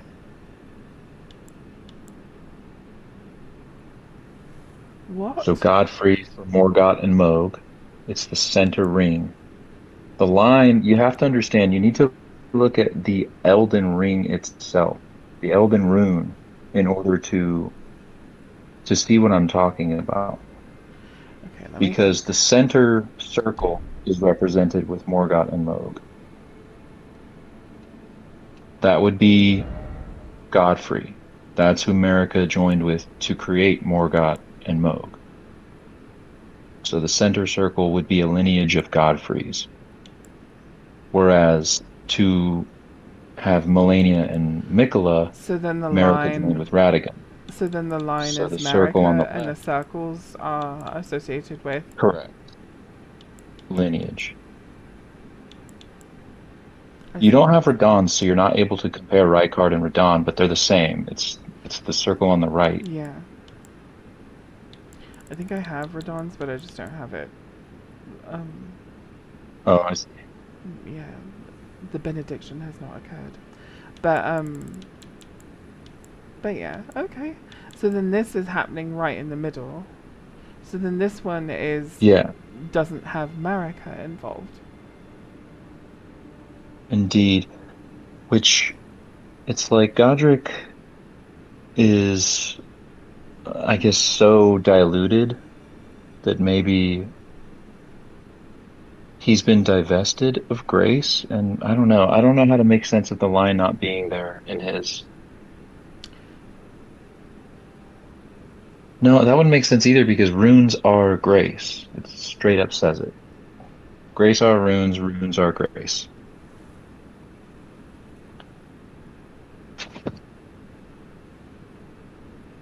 Well, we also know that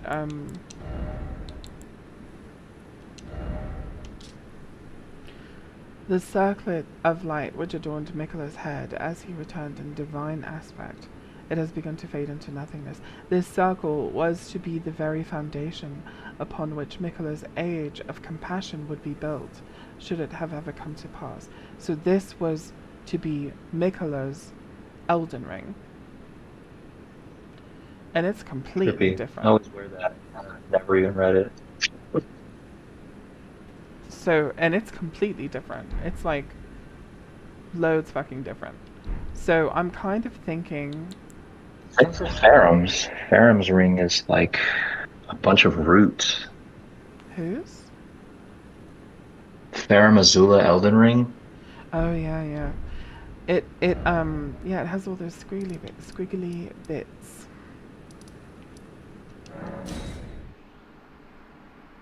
Hi, Blackman. Godric could have stolen Ranu's rune on the night of Black Knives. Godric having so much power in his rune doesn't make so much sense. Exactly, Blackman. That's what he could have stolen it on the night of Black Knives, but I think he's too much of a coward to take an action like that. But he could also have definitely stolen it from her corpse afterward, because it's like, look how close. Her tower is here. When Godric learned that some shit occurred, right? Maybe he went to her divine tower. Pardon? He fled Lanedale, and that's where Godwin was killed. That's an interesting Oh, theory that's that he true. And he took some took. artifacts with him. It even says that he took artifacts with him. You're right. Interesting. But but yeah, this That also kind of, I don't know, because of the surrogate, the cadaver surrogate under Stormvale, where Godric is, that also connects to Godwin.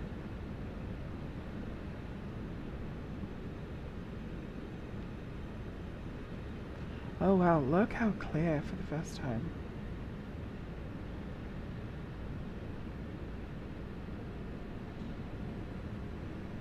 One of those almost looks like a worm face.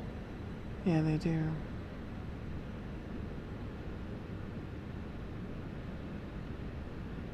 The heck? What is that one like? It's halfway sitting in something. What is that? What? Where? Like right there. It's like human with sitting like legs, and then halfway up, it looks like it's, I don't know. It looked almost like it was fitting its body into something. Do you see what I'm talking about? Maybe that's just how I see it right here. I don't know, they all look the same to It me. looks like two separate things.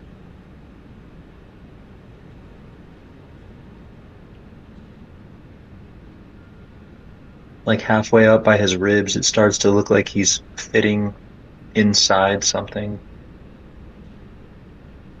I don't know. Hmm. Like a guy reaching into a barrel with his head in his arms, his Yeah, if body. you're like just disassociating the lower half with the top half. Yeah, I see what you're saying. Yeah. Um, but yeah, this Elden Ring also is like, it's still got something going So through if you it. look towards the bottom of it, we were just talking about this in Crunchy's Discord, and it looks, you can compare it with, and I think it's the spiral incantations, the Oh, sigil for the this, spiral. So at yeah. the bottom of that, Um, yeah, it Scum looks was talking very about that similar. too. Scum mentioned that to me as well. And then up at the And it does top, look like there's very distinctly way more than just four rings. Like that's, yeah. people say it has four rings, but there's another four around those four at least. Yeah, I see 1, 2, 3, 4, 5, 6, And then 7, bigger ones 8, around the 9. stems. I see 9 rings. Let me count them again. I 1, see 2, 10 to 3, be 4, honest. 5, 6, 7, 8, 9, 10. Yeah, I see 10. I see 10. I see 2 big Yeah, that's ones trippy. on the top sides, then 2 big ones on the bottom To the right and sides, left. and then in the Yeah. middle there's 3 on top, and then another one down below, and then then there's like 2 that. like that Yep. one and that one, Yep. and that's the 10. And then there's also Never seen that. this curve, Yeah. which could just be more of the spindly bits just meeting in the middle. It looks more like they intersect at the bottom part and then go into that spiral. So what the fuck is that? There's a What line, the f- there's a line at the bottom. I've literally never seen that. Is that even supposed to be there? Who knows? It's hard That to looks so tell. janky. It's like clipping through. No, I don't think it's supposed to be there because there's one on the side Yeah, right too. there too. I've never seen that.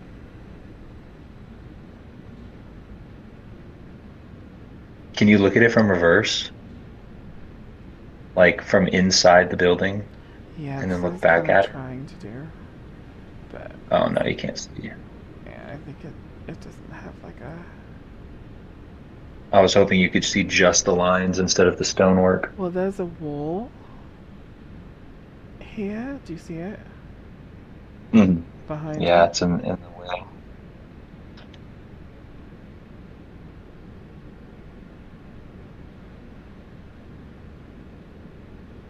I wonder what was there before. Is that a person? Is that a head?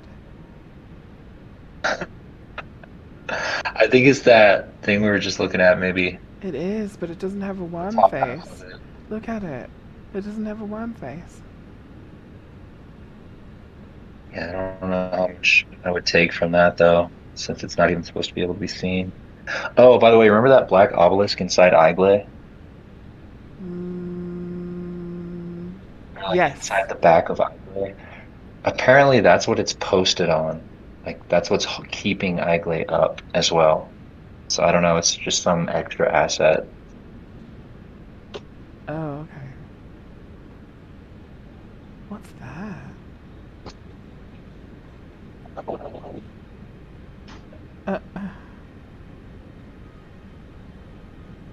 what is this? It's so You're lost in the sauce. well, it's so weird. It's obviously something, and It is. Look. it was significant at one point because they put it here in the middle, and then they were like, "Oh, we'll cover it up with this Elden Ring." So, like, Oh, what the fuck? something that came up earlier and I didn't bring it up is Ranni has an Empyrean shadow. Where are Melania and Miquella's? Yeah, I've been wondering that for ages as well. I have no idea. There's no Erica and evidence Ranni both for a have shadow one. at all.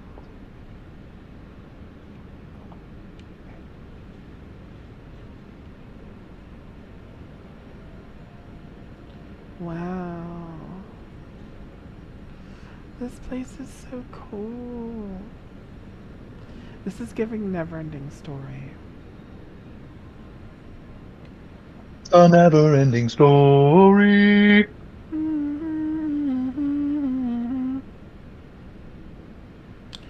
Yeah, it is. It's giving because you know at the end when they go to the ivory tower and the nothing's just like ripping shit apart, just like Bastion, please. Yeah, it's giving all of that. And like, look at the way it's even broken over here. It's just like, Wormface is here too. So, was there a minor Erdtree? I know that there's a baby Erdtree. There's like a little sapling. Oh wow. There's a Erdtree sapling.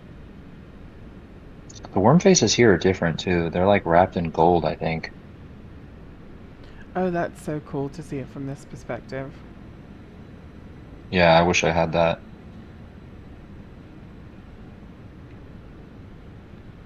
Hiblet, should we go into the storm? Of course. I knew it would be underwhelming.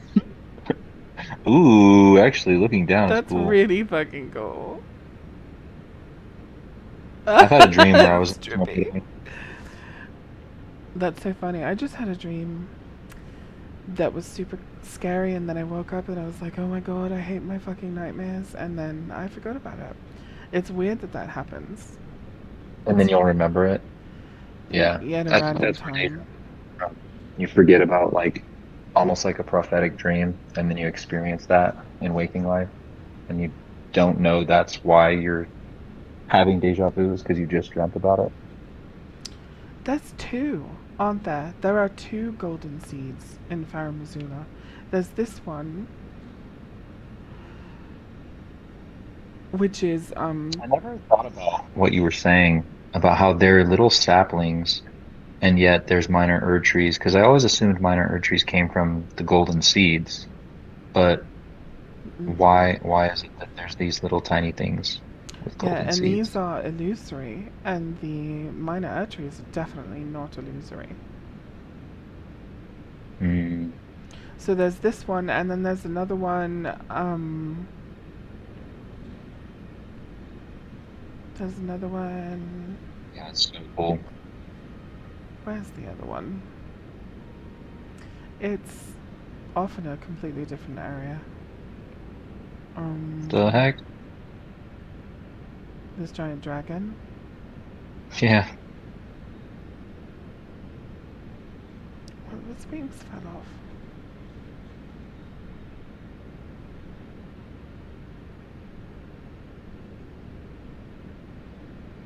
And his wing looks shredded too.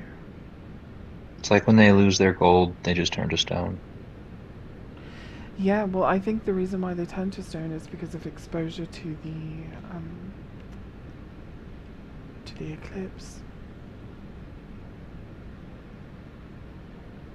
Because I do not think that they are originally anything but gold. And if we go look at them, which is another thing we can do, by the way, which is so fucking cool. I love this fucking mod. Go look at them over on the other side of this thing. Here, you know what? Just fucking Can you full 360? Yeah. Like, can you? No, I mean like down, I guess, on a y-axis. I guess that would be like, can you Oh, look here's down the and then one. eventually come around to looking up? Yeah. Yeah, you can. Whoa. Super trippy. So here's the other one. It's I know you can't see like the world built up around it, but okay, there we go. Okay, I'm gonna go over there and have a look at that. Because I think if we get a close look at them, you'll see what I'm talking about. Like, these dragons are themselves, they are gold. And then they were turned into stone when they were exposed to the eclipse. Like, look at this tail. They're modern, though. That's what's weird about it. They're modern dragons. They're not ancient dragons. These? Yeah. Look at the horn on its nose. Oh wow, yeah. Maybe they were all golden ones. Sweet, precious golden little dragon. Maybe they were all that way and they didn't get discriminated against until later. Until Bale. But no, they all stem from Bale. Do they? Yeah, modern dragons come from Bale. I thought they came from Grail. It could be both. Could be Grail was Bale's mate. What about But the big Bale red dragon? is like the progenitor of the Drakes, I think, which are the modern dragons. Do we know anything about that big red dragon? That had its Which heart? one? Oh, the one with the like grand Yeah. communion bowl. Yeah. In fact, let's go there. Let's look at that fucking thing. I made a silly theory that it was just like intuitively, it was like, okay, it's got a missing heart. Dragon communion did something massive, like a giant eat this heart and Hey, create Enoch. dragon communion. And I don't know why, but it seems like because of how worms have magma affinity and how Bale has magma lightning, it just seems like maybe it turned into Bale after it ate this Yeah, massive that's ball. what I'm thinking too. Maybe that's what Bale is. He's the first Like dragon. the community only thingy-doo-doo-doo. successful dragon transformation. Finger right underneath. Try finger. Hey, there's a broken tower. Try finger, butthole. Try the butthole. I wonder what that tower used to be. But anyway, God, dragon. fucking. So yeah, maybe it's not a sword. Maybe it's a giant arrow. That's definitely a sword. Look at it. It does have kind of a handle. Do you know what it It's looks weird how like? it's all It calcified. looks like a sword before it's had its hilt and crossguard made. So it's Just the literally tang. just the blade. Yeah. Yeah, and it looks like it oxidizes to turn that green color. Cool. I never noticed that. I came up here with Torrent.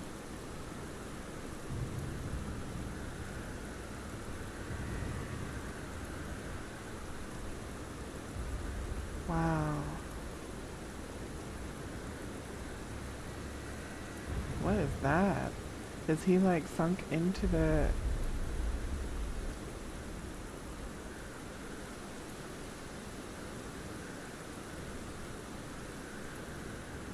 So stupidly massive. Wow.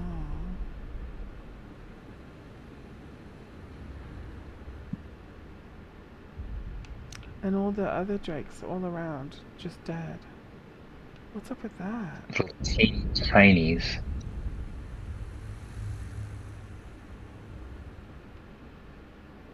They had red skin too. They look different.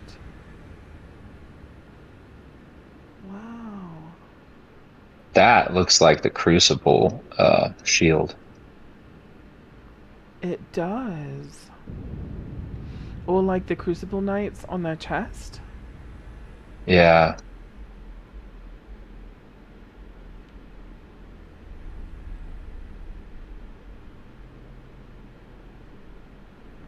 You guys are welcome to pop into the voice, by the way, voice chat, and share your thoughts.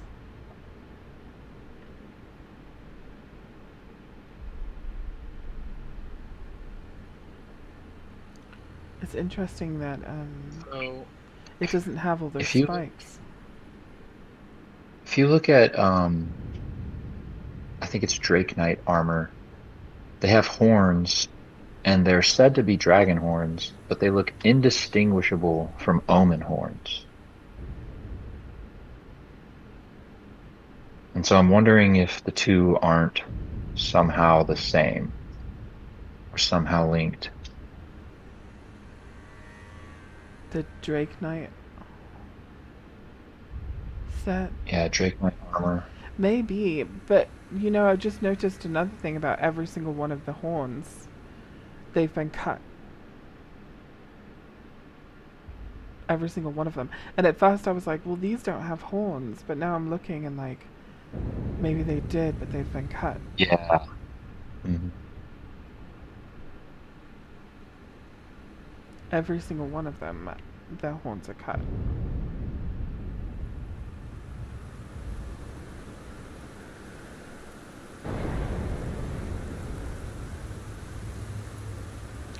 But not this one, this big one. His horns are all still intact. Too big to rig.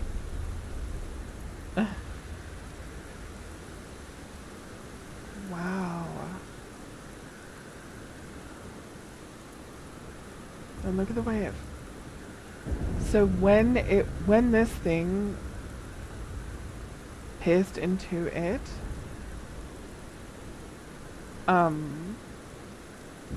it was flying, I think. Wow, look at that gash. Dude just chucked the sword into the sky. See, that's why I felt like could have been an arrow or. Oh, whoa! You can see it inside of it. Yeah. Trippy. And it just stops right there. Yeah. Unfortunate.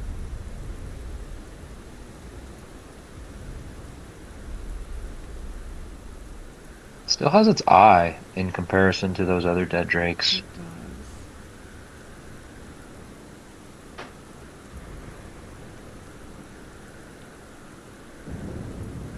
does. Dude, look at it and then think that's the last thing it saw. Looks a lot like an eclipse. It also looks a bit like it wasn't prepared for what was happening to it. Like it's shocked. But it just got impaled through the head. But what could have done that? Other than those giants and the giants of the mountaintops. And That's what I mean. Like old gods. its horn is fully intact. Like you said, too big, too big.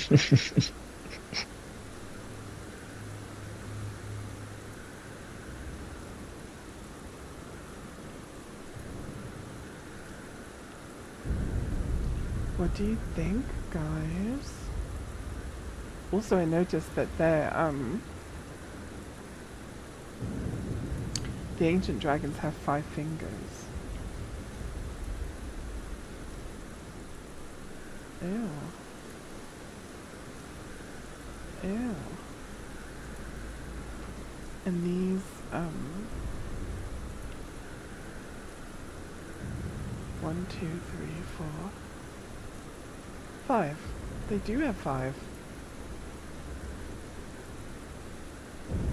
1, 2, What do you 3, think 4. Melena's seal is? The eye seal.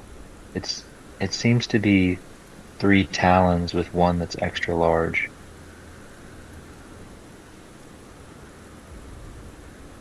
Which, when I looked it up, generally relates to birds of prey.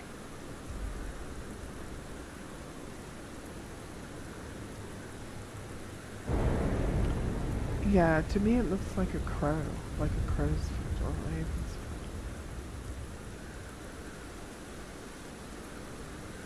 foot. That's what I thought when I saw it. But I think when I was looking it up, the closest thing was like a horned owl or something like that, other than an actual like velociraptor.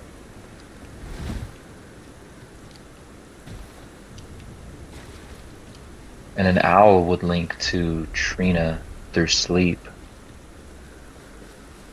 which also links to the moon through the owl eggs, so which Rani links to both. She has the purple mist sleep, and she also has the moon.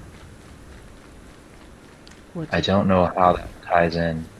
Oh, okay. I was gonna ask you, like, what do you think the connection is? Yeah, I just know that there are connections. I don't know what it means though. How Rani is connected to Trina and Mikola. She has the bell and the wolves, the 3 wolves that are around the figure in Farum Azula. It's weird. I also noticed that when it comes to wait a second, what? Oh, okay, never mind. I also noticed when it comes to the Carrions, like the Carrion Manor, there are a lot of Trina lilies in the Carrion Manor, around it, and also in Raya Lucaria. And then there's also big giant sleep crabs in Raya Lucaria.